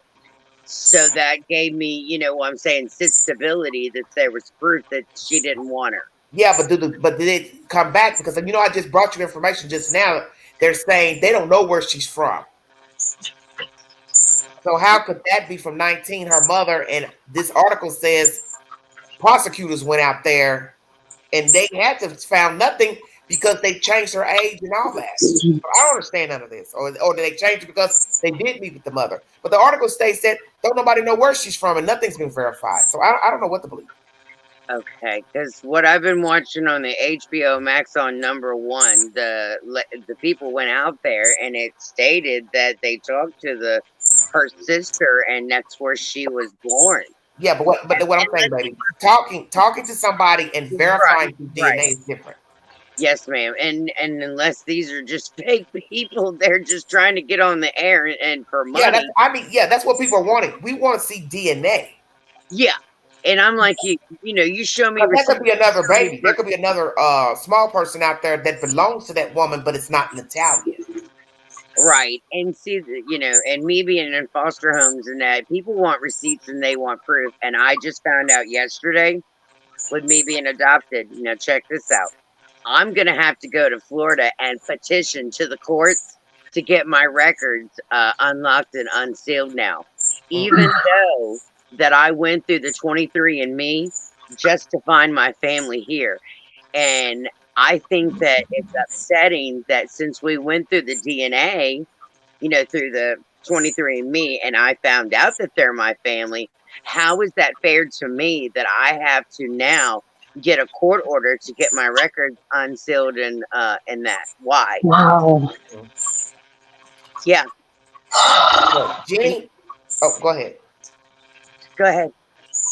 Jenny, do you believe she was born in the Ukraine? I do, yeah. Tell me why.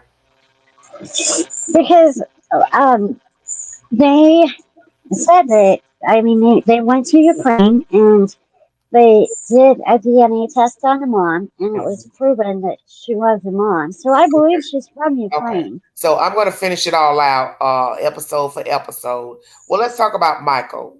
What did you take from his behavior from episode 1, talking about what happened in the house? Oh my gosh. Okay, Michael, if anyone has seen the Anthony Tote trial, he, like, the minute I saw him and heard him, he gave me Anthony Tote vibes, like, big time. He gave me a bad feeling. He didn't seem sincere at all. He was exaggerated. He drove me up the wall because he just seems so fake. Okay, so that's your take on him. And naturally, Christine is not speaking. I'd like to know what is his problem with his wife, because you're accusing this girl of doing this, and this. But what did the wife do for him to say she's the epitome of evil? So you got a problem with the little girl, woman, whatever, and you got a problem with your wife. I want to know what happened with the wife, because that's not being said. I guess I have to finish all the other episodes, but something is off. I want to know what the hell was going on with the wife. I think she was a strict disciplinarian. See, the wife was a trip. Like, I don't trust her either. Okay. Do you believe she was hoarding knives under the bed, threatened to kill them, the children? Michelle. No, I don't think so, because we wasn't there to actually see them. Okay. So no, I think, unless we actually saw them, no, I don't know. Jenny? I have to agree with Michelle because, and it was said previously how they film everything. Yes. Well, why didn't they? Of course they're not going to film her in action with the knife, but I'm surprised that they didn't show us a knife. They show us everything else, Or at least show asking her about the knife. Because everything they showed her asking her questions, which I find strange. Most of the commentary that they showed in this first episode is accusatory. Is accusatory. Do you believe the brother that they interviewed is exaggerating? Oh, Jacob, the one that has Asperger. Yeah, the first one they spoke to, the 22-year-old. He seemed like he was trying to be sincere, but he was kind of like out there. Yeah. But I think that I just where's the remote at? I just feel that I know that he was trying to sit there and they was trying to ask him questions, but there was a lot that he wouldn't answer.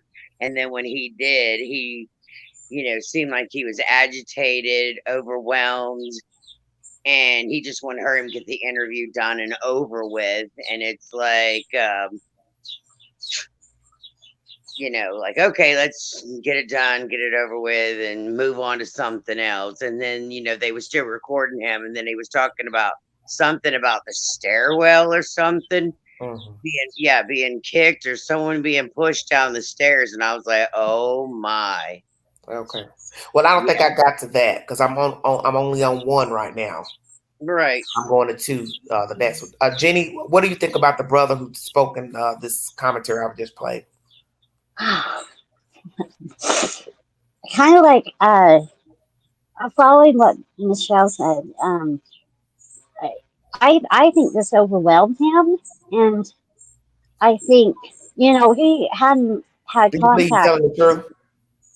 Huh? Do you think he's telling the truth?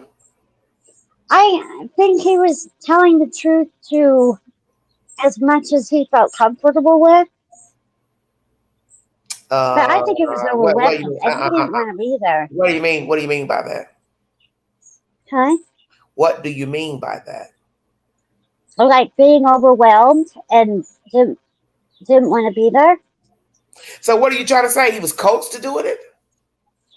I don't think he was coached, but I think that like he said himself, he didn't want to self-incriminate himself.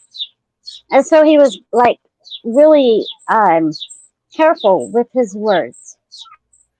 Well, but you're only careful with your words if you're not trying to tell the whole story or the truth. Yeah, he wasn't telling the whole truth. What do you have to lose? That's a part of an interview, right? Is to tell your truth. Yeah, but I don't think he was not aware that what he was not aware that he was afraid of going to jail, in my opinion. And so he was really going to jail because of what he possibly took part in. Oh, okay. Let's talk about. Okay. It's overwhelming. Like, wow. What I want people to understand is that everything is about perception. The old saying is if two or more people say something about you, then it must be the truth. Okay? Is it the truth or is it that you're repeating gossip? Because there's a difference. Right.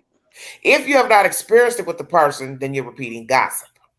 So we've got a neighbor, the nosy neighbor, who's very dramatic in talking. And as I said before, I don't want her around my kid, blah, blah, blah. I get that. But then still near the end, you're talking about you don't know people, blah, blah, blah. She's violent, she's this. That's what you heard from Christine. But you don't know that to be true or not. Then you fast forward to the Dr. Phil show and other people saying, neighbors, when she got put in the apartment, that she was this, she was that. Well, she's free now. So think about it. She could be whoever she want to be. Or she was hiding who she really was. But we don't know her. And we don't know what she's been through. And children are groomed to be sexual beings. You understand what I'm saying? Right. You're exposed to something, to just even be curious. Or even the children, you're curious by nature. But once she's on her own and told as an adult, let's just say she never even knew that she was an adult. And now somebody's saying you're an adult. Here's your paperwork. Here's your new ID. Well, I can be who I want to be. Right? Right. I can touch a man. I can look at a man. I can flirt with a man. I can have sex with a man. What is really the truth? Because am I supposed to believe these neighbors at the apartment complex that she was doing this, doing that? She told somebody she's going to kill somebody. But then we find out Christine is the one who allegedly made her say all those things to call that 911 call. So you don't know what to believe. Right. See, the first neighbor in the like red and blue checkered dress. Um, I Oh, don't trust her. Okay. the very first complex Well, that she I don't trust anybody that Yeah, will just admit that they're a nosy neighbor. That's not something I would even say. I Because just don't what trust we have to her say at all. about people who admit that they're nosy, we also know that you also can be a troublemaker Hmm. and you go I look just don't for trust stuff. her. I think that I don't know what her ulterior motive is, but I don't trust her. Attention like everybody else. Yeah, you always yeah. gotta have a Karen in there. Oh God, I know. See, oh Just man. saying. When I say that, I'm saying Yeah, that because very. let's go in the neighborhood and ask how many people who have a story to tell us about her. Hmm. And what would they say? I mean, there's just comes a time. I mean, yeah, you can observe and pay attention, but you don't have to be one of those nosy neighbors that's got to be all up in, someone's business like that, Well, let me ask you this: how do you feel about the judge rendering her an adult at that time and changing everything to put her as an adult with really no proof, but just a doctor's statement that she Right. fully developed? That's what I couldn't understand. All he was going by was what he was presented from the doctors, and that was it. Like, okay, it's like whatever was presented to him, and that he's like, oh, okay. And then Hmm. I can't think of the other gentleman's name that he was talking to. Oh, I got a piece of paper with her. And well, anyway, it doesn't matter. But anyway, there was this one gentleman that she was the defense. And I don't need that because it's not working. The remote's not working. But anyway, the defense, and I can't get none of these remotes or TV to work today. So anyway, the defense and that, and the defense in that he was asking her all kinds of questions and she was trying to answer them. So anyway, she goes, well, yes, she would agree, and she would answer these questions and that, it and then they would go back to court and that, and whatever the defense said, then the judge would be like, okay, yep, that's what it is. And then when the doctors got on the stand, they would say these questions and that and everything, and the judge's like, well, that's what it is. Like, okay, well, wait a minute, you're just going by what they're saying in that, but you're not. It's like, okay, that's just what it is. It's like if I come in and I've got a cat and it don't have stripes, but everyone's trying to say it does got stripes, and that's what it is. Do you see my point? It's like How do you feel whatever about it is. finally seeing her next to a little person with the same disease and she was actually 6? That was a bit Right. That a there, lot yeah, to that's digest to look at the pictures to see the difference. yeah. That's Because her another. face did look fully developed against this little person. But when we're seeing the pictures just in a picture, if we don't really know much about dwarfism and the different types, just looking at her Yeah. pictures, I just think, yeah, they look like a little girl. But then when you compare her to an actual 6-year-old with the same disease, you could really then see the difference. Right, and the dysplasia that she had, it was scoliosis of the dysplasia. What she had, that is a pretty bad disease. What she's got, and it has a deformity in the back. If you notice the lump that she had in the back in that, and their hands and stuff like that. And not only that, they also stated, which I know you're not up to that part yet, she didn't get the surgeries in that she was supposed to get and that and everything. So that also slows down their development as well too. So that didn't help her neither. And I can relate. I know many people that's got that disease, What you and mean? What do you mean? What do you mean slow down the development? her disease that she's got, the dysplasia, it slows down their development and stuff and everything. And then she's trying to say that they don't have female things. They do. You know, I and don't that understand was what you're pretty saying. gross that the mother would even, one, record that, B, even discuss that. That should have been confidential between her and her daughter, not the whole world, and saying anything to her husband. Well, let the And doctor making tell a her big she's deal fully out of it. developed even for the dwarfism. So that's what I'm trying to understand what your point is. The point of the matter is she shouldn't have made a big deal out of it. You know, of Yeah, but the, you did. the female issue. Yeah, that was not right. Yeah, that I wanted to touch on that. Go ahead.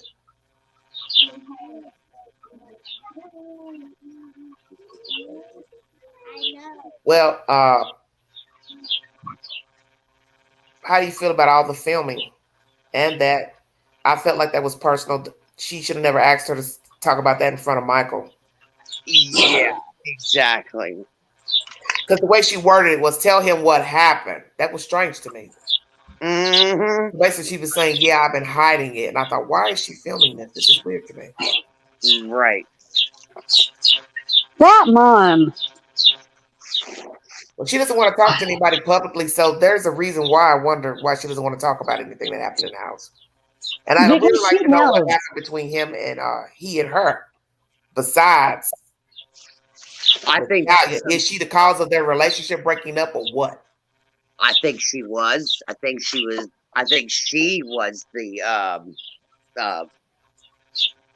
the manipulator and everything else, because he tried to say that he was scared of her and how she used to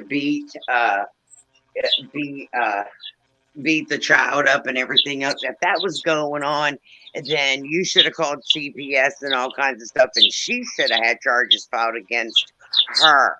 Yeah, I understand that everything was dismissed and whatever else, but he put in graphic details. He even demonstrated everything. Come on. Oh. If someone beat someone Yeah. like that, you can't tell me that you No. wouldn't be in jail. I don't know if you've gotten to that part where I'm only on episode 1, sweetheart. I know. I'm just saying, in all due respect and that and everything, I just feel that, in my opinion, as an adoptee, we get put in the system, we get thrown around. A lot of it is money, because I shared with you, Miss Queen, how the family that adopted me, it was all about money. She told me to my face, you ain't nothing but a paycheck, and you ain't nothing but the sperm that was running down your mama's legs. That's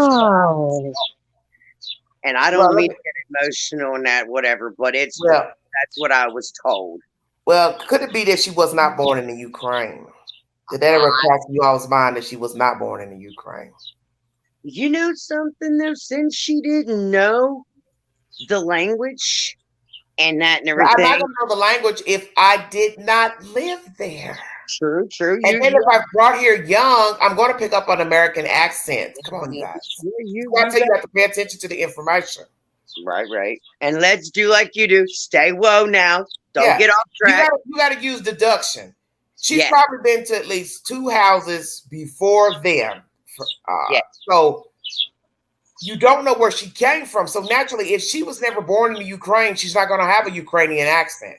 If she was brought over here as a baby from the Ukraine, why would she have an accent as an infant? You're not. I'm going to have an American accent. So that didn't make sense why they kept going on and on about toys and belongings. And she's going from house to house. That makes no sense.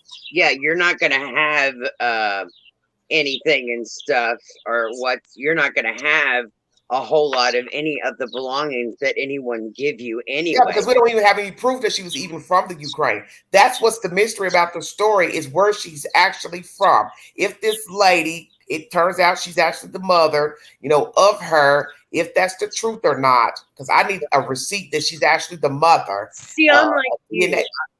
What?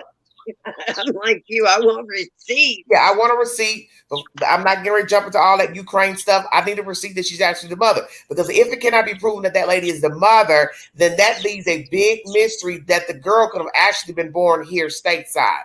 And just passed along from house to house and then got with the Barnetts. Right. Any sexual behavior that was witnessed, if true, that was learned behavior, taught behavior. She witnessed sexual acts. Sexual acts were done to her, whatever. So Right. something for all of that. I hear a bird. See, oh, Yeah. that's me. Sorry, I got birds out here. Well, Okay. who's got the birds chirping in the background? Me, I can go in the house. No, you're Oh, good. I just heard them. Well, and I'm I kind of like it clear so everybody can hear everything everybody's saying. Go ahead. Okay. Do you want me to go in the house? Go ahead and finish what you had to say, sweetheart. Okay. What I was gonna say is if she was born in Ukraine and came over here really early, then she would have no knowledge of Exactly. Ukraine or the language. You know what I mean? Because I came over here Exactly. when I was way young, and I wouldn't know anything about where I came from, and I didn't know anything about where I came from because I wasn't exposed to the culture or Exactly.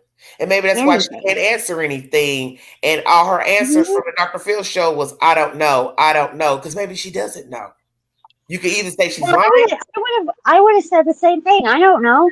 Because obviously she doesn't know.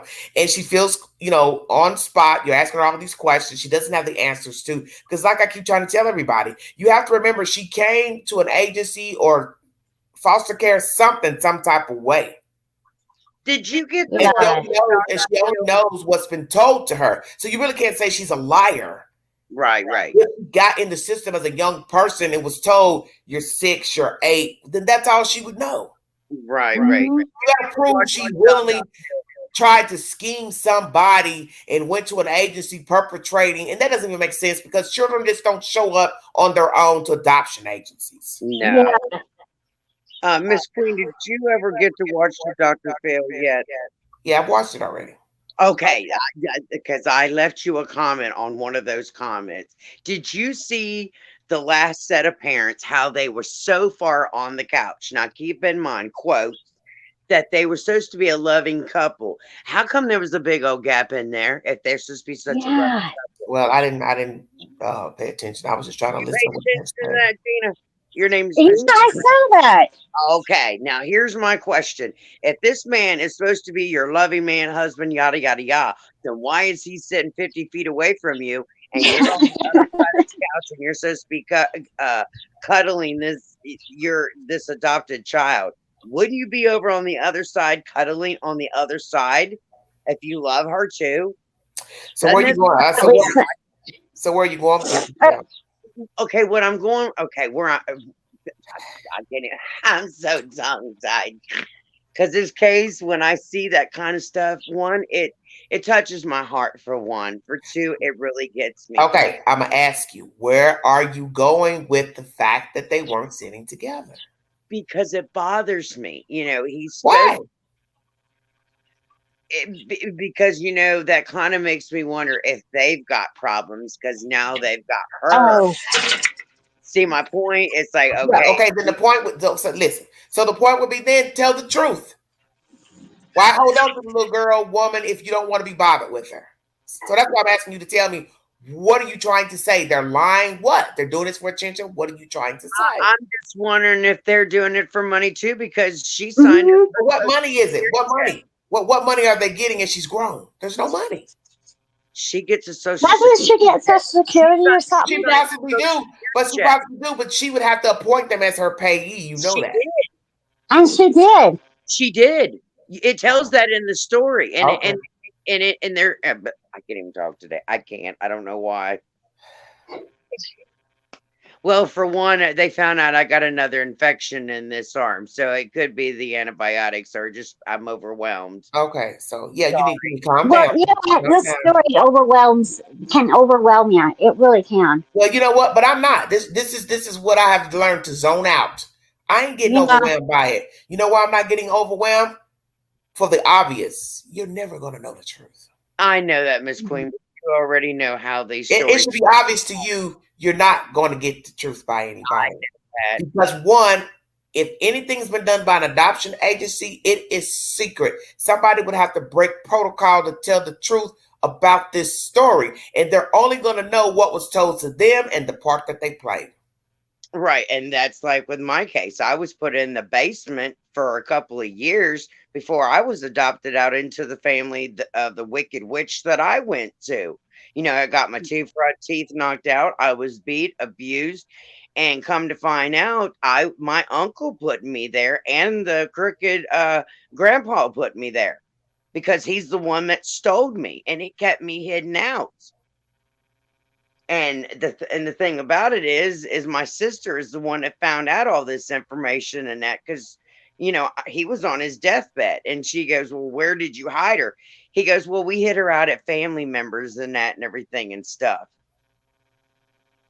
And the only reason why they stole me and that is so my dad would have time to see me for a little while and that and everything and stuff. And he only did it just to make my mom mad because they were fighting and arguing and they separated. And it's like, okay, all you had to do was just, talk to her and she would have been more willing to let you see me and that and everything, but you didn't have to kidnap me. Come on. Somebody in the chat is saying they tried to convince the public with the menstrual fact. Do you believe she actually had pubic hair and a period? No.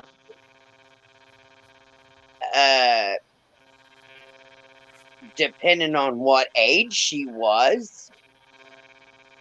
Because, I mean... I'm just saying, listen, Michelle. I'm listening. Do you believe that what they said is the truth? She had a period or she didn't? She had pubic hair or she didn't? I'd have to see proof. That's what I'm going with, and I got to stick with that. Reality is reality. Okay. Well, I'd like to hear from the other children. Right. What they would have to say about their time with Natalia. And it would be nice to have the truth pertaining to her origin, where she came from, who her parents are, how she came to get to the States, if indeed it's the truth that she was sent here, who's the agency from the Ukraine. But there's no verification, so you're just like going in a circle. Yes, ma'am. And the only kid that speaks is the oldest one and the father, and then the crazy mother she calls every once in a while. Wait till you finish seeing it all. I promise you're going to be ready to throw whatever you can at the TV, and you're going to be sitting on the edge of your seat like, oh. Yeah. Well, my understanding is that there's contradiction between these people speaking. So one would have to say somebody caught on to something that was not factual between the two, Christine and Michael. So then you have to question this entire facade of bringing this information to the public to land it on Dr. Phil, to then have different people making documentaries about this girl. And then you got that counselor, Kate, is it Kate or Catherine, that's trying to explain everything. She's got a book that's thick, and she's sitting there explaining it and that and everything and stuff. So you're sitting on the edge of your seat like, oh my gosh, really? Whoa. Yeah. So explaining it how? She's explaining the story of the family and that, like what's going on with Christine, and then she's explaining about Mike, and then she's explaining about the defense attorney and the courts and how they go back over to Ukraine and they meet the mom. And then so what's her take on it? That they're telling the truth or not? See, I really don't. I'm like with you. She's the one that's got all this paperwork sitting in front of her. So I'm like to know how in the world she got all that information, whether it's true, whether if it's false, or did she go around and get all this information? Like, where did she get all this stuff? Well, I'm like you. I'm just like, okay. Well, wait till you finish watching it. So she's an attorney. So you said, is this an attorney that's an author or just an author? No, it just says at the bottom. It just says counselor down at the bottom. It gives the name. Oh, counselor. Yeah, I've been watching it on HBO Max. Well, yeah, I didn't know. It's so, I don't know.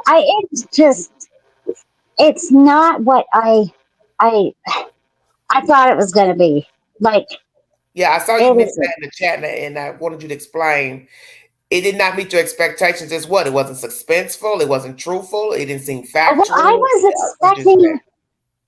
I was just expecting certain people, like, I was expecting, I wasn't expecting the dad to be as give off the vibes that he did, and I was expecting the family to be somewhat normal, and Somewhat you normal. know, I mean, that family is something else.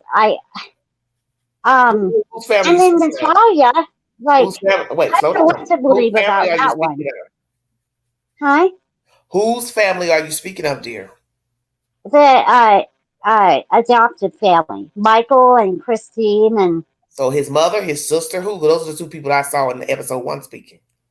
yeah, well, Michael primarily, and then because he's the one that mainly speaks, and then the son, and they just weren't what I was expecting. As far So as what were you expecting? You're not telling me. What were well, you I expecting? didn't expect them to be so weird and over exaggerated, and just Well, that's usually what people do when they lie. They put in extra wording that's not necessary to spin the story. Such as this. I went out to get firewood, and the children were playing outside with chalk.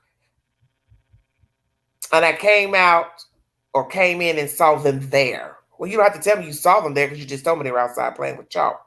See where I'm going? yeah. Mm-hmm. You saw them there because they weren't there. They were never there. Because they were dead. And that's what people do when they lie. The wording is extra. They use extra The terminology dad is major extra. to describe In my something opinion, the that dad is never happened. over the top. Yeah, his behavior, the wide eyes, like he's on dope. Oh my gosh. I don't trust any man that acts and talks like that. That's very womanly. It's very feminine to me. All that hollering and screaming. I knew then that something's wrong here. He was just so weird. He just gave me the creepiest vibes from the word go. Yeah. The father just don't seem like he's all there, and No. Well, he's probably not. And all that stuff about him buying her flowers every day and all that doesn't mean anything because they're not even together now. So something happened with this couple, and possibly they were having problems before Natalia even came into their lives. It may have been put on a facade to work with an agency to help, disabled families, this and that. See, all that looks good on paper, but that does not mean that's your true self, as we have seen with people who defraud people for money. And that's the one thing I didn't hear in episode 1, what he did for a living. I don't know. I can't remember what he did. You can't remember because it No, wasn't. do you remember what he did in the show? No, and he never did say what he did. Yeah, but you got a Lamborghini and this and this and this and 14 couches. What did you do for a living? And the fact that he also says in the intro, left with 37 cents in the bank. So basically you're saying that she took your money. Your wife. I can see her doing that. But Why? the thing is, why can you see that? The Katie lady, the counselor, she had stated when CPS had asked them if they had any problems in the family, Michael had said no. So he had done lied to the CPSK worker, and also, where's my paper? The guy had stated in season 1. So why would the CPS people be talking to them? This is when they found out about the young person being abandoned. Mm-hmm, right, and because this, what was his name? Okay, where'd it go? Because I made notes. This is how because I had seen it once, and then I'm not even going to ask why you're taking notes. Because we was going to talk about it, and that's awesome, Michelle. Though, right? And the detective came to their house. The police was called in that and everything when CPS came out, right? And what they did is one of the detectives, he wound up passing away, but then a second one came in, And he said the best thing you needed to do was get an attorney. Mhm. So that's what he did. Well, when the attorney came in and he started investigating that, he told him, he said, look, I don't feel that, I feel that you need to let them know about everything that's going on and just tell the truth. And he said before he knew it, Nat, he was down to 36 cents in his account. But what he didn't tell them was, like you said, he didn't tell them about him and his wife, a previous before she came into the family, about their issues and that. So when they went back, they seen that him and his wife had been into fights and arguments and whatever else. So see, it wasn't this charming, like, oh well, okay, this is the good family. That's what I said. It was all a facade. Mhm. Thinking about his son being a genius and getting a college education, scholarship as a kid, and the foundation they started. That's just the layer. That's the top of the layer. But underneath is the truth. Who you are, how you act, how you treat each other. Dozens of Roses today have nothing to do with somebody beating somebody up yesterday. You understand what I'm saying? Because you don't know people. And then Mr. Cooper, the other detective, on September the 12th, 2003, they were supposed to have gone to Indiana and done the DNA, and that on, quote, the mother. And when they showed her, I was like, she's tall and with a real short hair. And I'm thinking, who are you talking about, honey? Who are you talking about? On Natalie's mother. And that it's like, wait a minute. Wait, slow down. Where did they go to get a DNA from somebody? Across the seas? Yeah, they went across the seas, and that, you know how they take their swabs and they swab. I know, but I just want you to think about that. Does this really seem serious enough for somebody to go overseas to get DNA? Well, I mean, at the time they was going to court and that, so they said that they needed this, which was Mr. Cooper. But check this out. If you That's look why at you know there's that, something not right here. Think about what you're saying now. right. All this going around, prosecutors going around, but the judge entered, she's an adult. Right. So that means there wasn't no truth found that she actually was born in 2003. She couldn't have been. Because why am I going to render her an adult? Right. It's just so much. Because something's off. Right. It's just so much he said, she said, they said, and I'm running here to get that. And if you was it proven that the woman overseas is her mother? That is what Dr. Fields is saying, and that's what Mr. Cooper, the district attorney here, was Mr. Cooper, and you'll see that. Okay, so it's proven that she's the mother, and she did have her in 2003, not 89. Right, quoted 2003, yes. But when I read this article, it said nothing's been proven, so I don't understand. Right, I'm like you. That's what I'm saying. It still does not make any sense. Yeah. I mean, it's still baffling, even though they went over there. Mr. Cooper goes over there, he takes his swab, he swabs her, and then comes back. And then Dr. Field goes over there, he meets the mom, and she looks at him and she says, yes, she was born on September the 3rd, 2003. But then the doctors here and in America here do all these tests, and they come up with 1989. It's like, wait a minute, y'all are making no sense. Yeah. Yep. It's like, well, her growth plates in that. Well, she's still got to grow in that and everything, but the brain doesn't stop until you're 25. You got to ask yourself, do you believe all this swabbing stuff? Because everything's supposed to have a chain of command when you're dealing with DNA. Right. You are correct. And you know what? We ain't saw no receipts. And that's my point. That's what Queen always teaches. You don't see no receipts. You got to know the lab. If this was a legitimate lab done, not just you putting it in somebody's mouth. Where's the lab you sent it to? See, there has to be a chain of command with things like this. Right. It's just, It was Mark Nicholson, the court guy for the defense court that I was talking about, and he's in 1. If you guys have not seen him yet, Yeah, all I've already watched Dr. Phil, and I've watched season 1. I just played you season 1 again. I already watched it before I came on. I will come back with the Dr. Phil. I had an article here with her speaking in it, and for some reason it won't load up.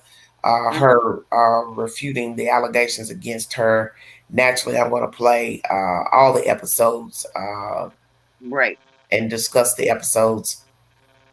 And then I'll wait till they upload the content with Natalia speaking. I just figured I'd make a few notes so I wouldn't mess up the name. Michelle, you're smart. You need notes in this show. I'm telling you. Yeah. Well, I mean, I'd seen it before, and then, she says, now we're going to do an episode, and I already know with Queen, when she comes out with questions, you gotta be on. Well, no, you're smart. You're smart.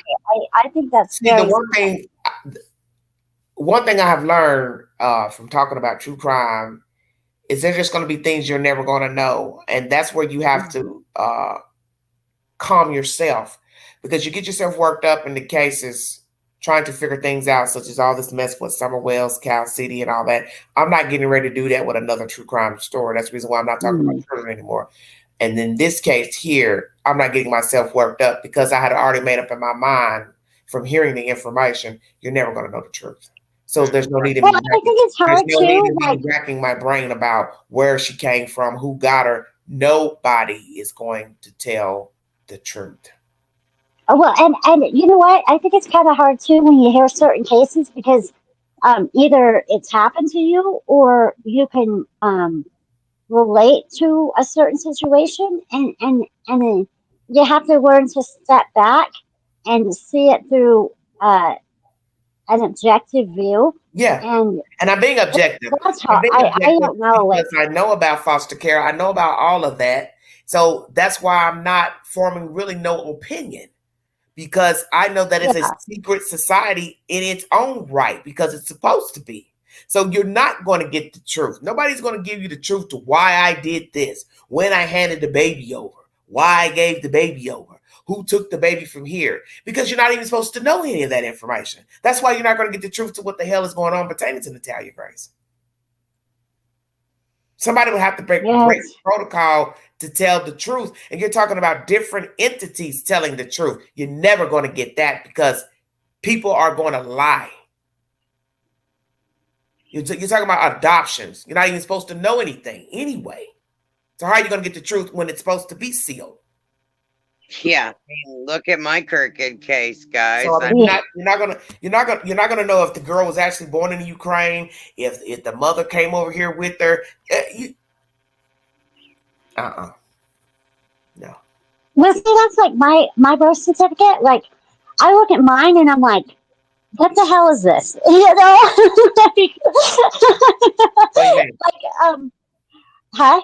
Well, where were you born, dear? I was born in India. Okay. So you were born in India, and did somebody bring you here, or how did you get to the States? Yeah,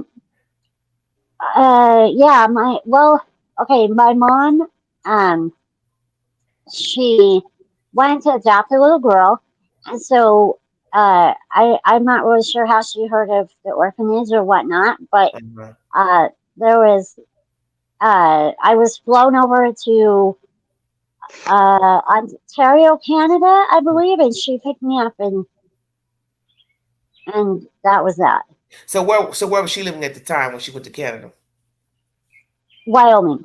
Wyoming, I see. Okay. So you're adopted as well? Mm-hmm.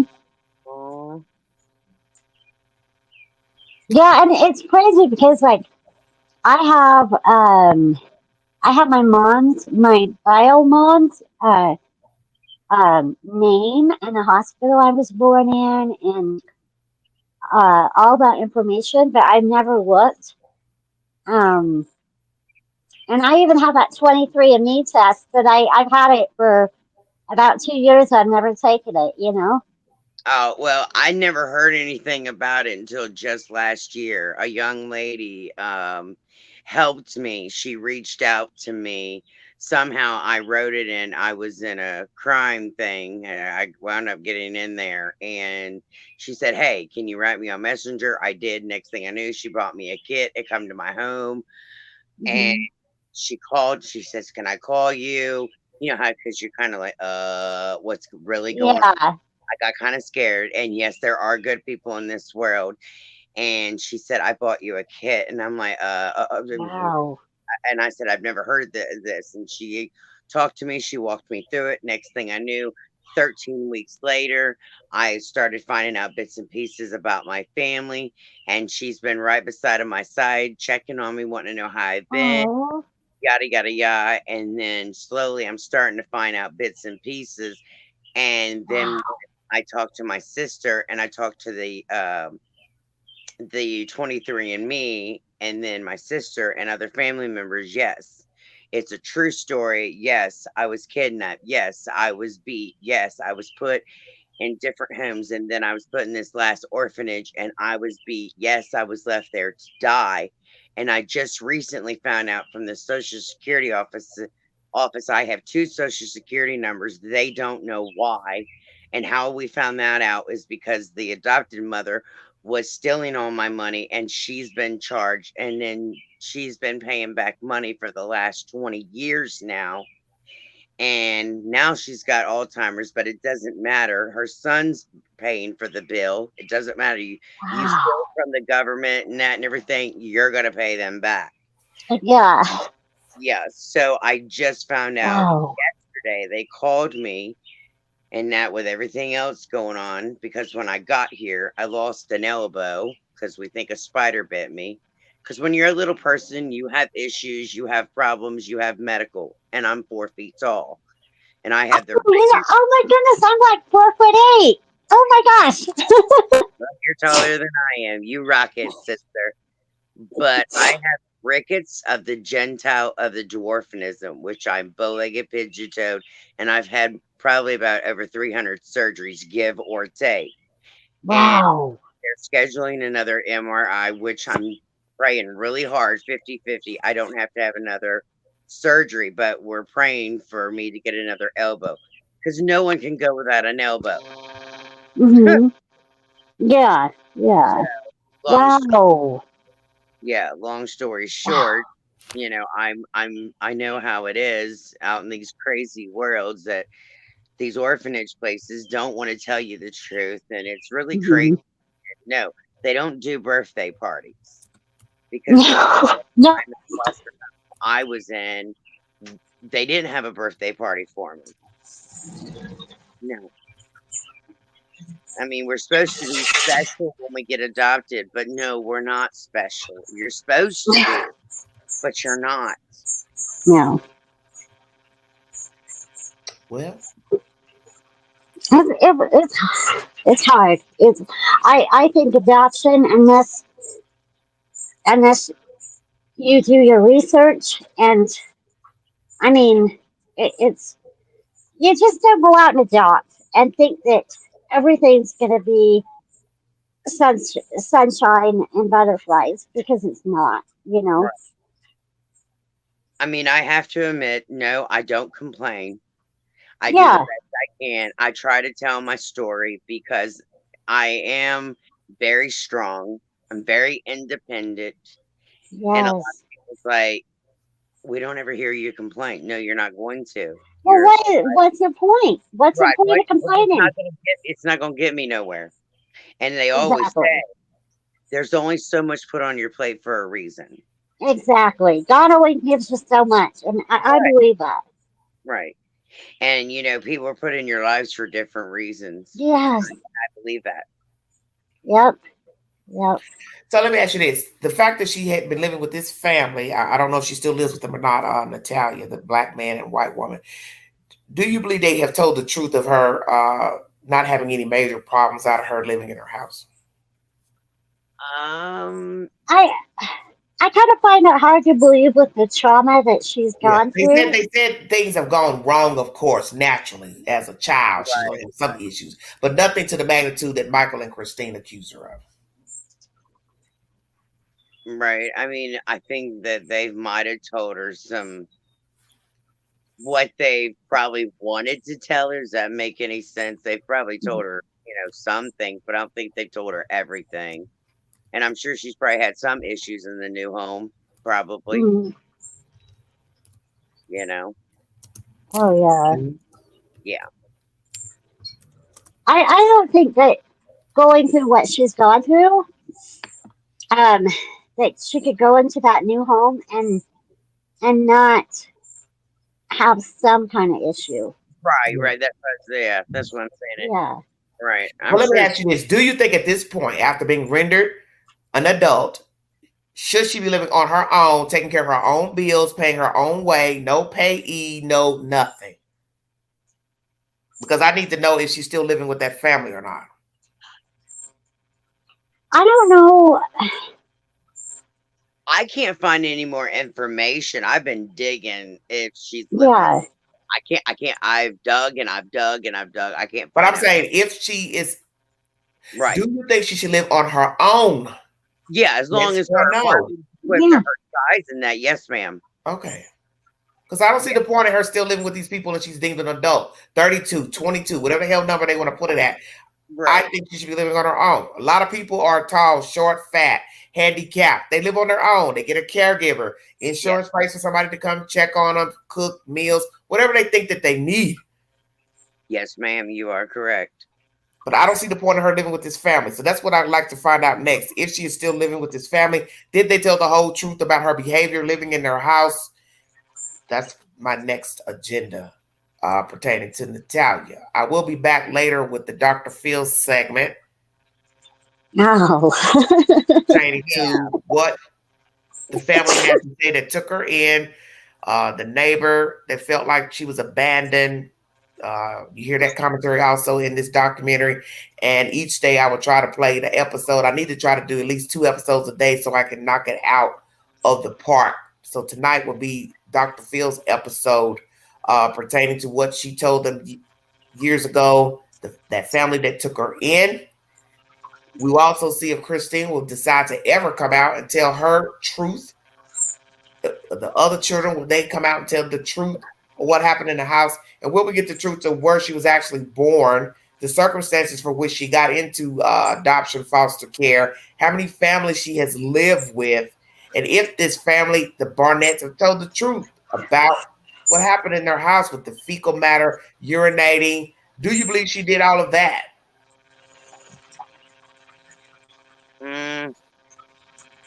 I don't know. Because if she was a problem from after 4 months, why'd you keep her for what? 2 years, 4 years? They said 4 years. Right. Why'd you keep her that long? Right. I think it's the money. Yeah. No, you're not getting any money once you adopt from adoption agencies. Swear, this is not foster care.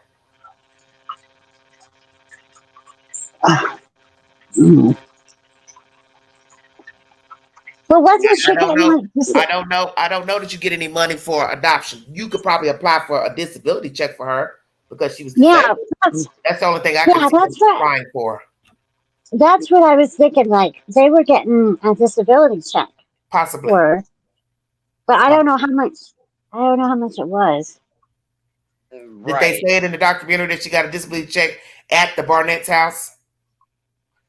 Yeah, she was receiving Social Security in that. Now I knew that when I was. I mean, at the Barnett. Listen, at the Barnett's house, not that other family.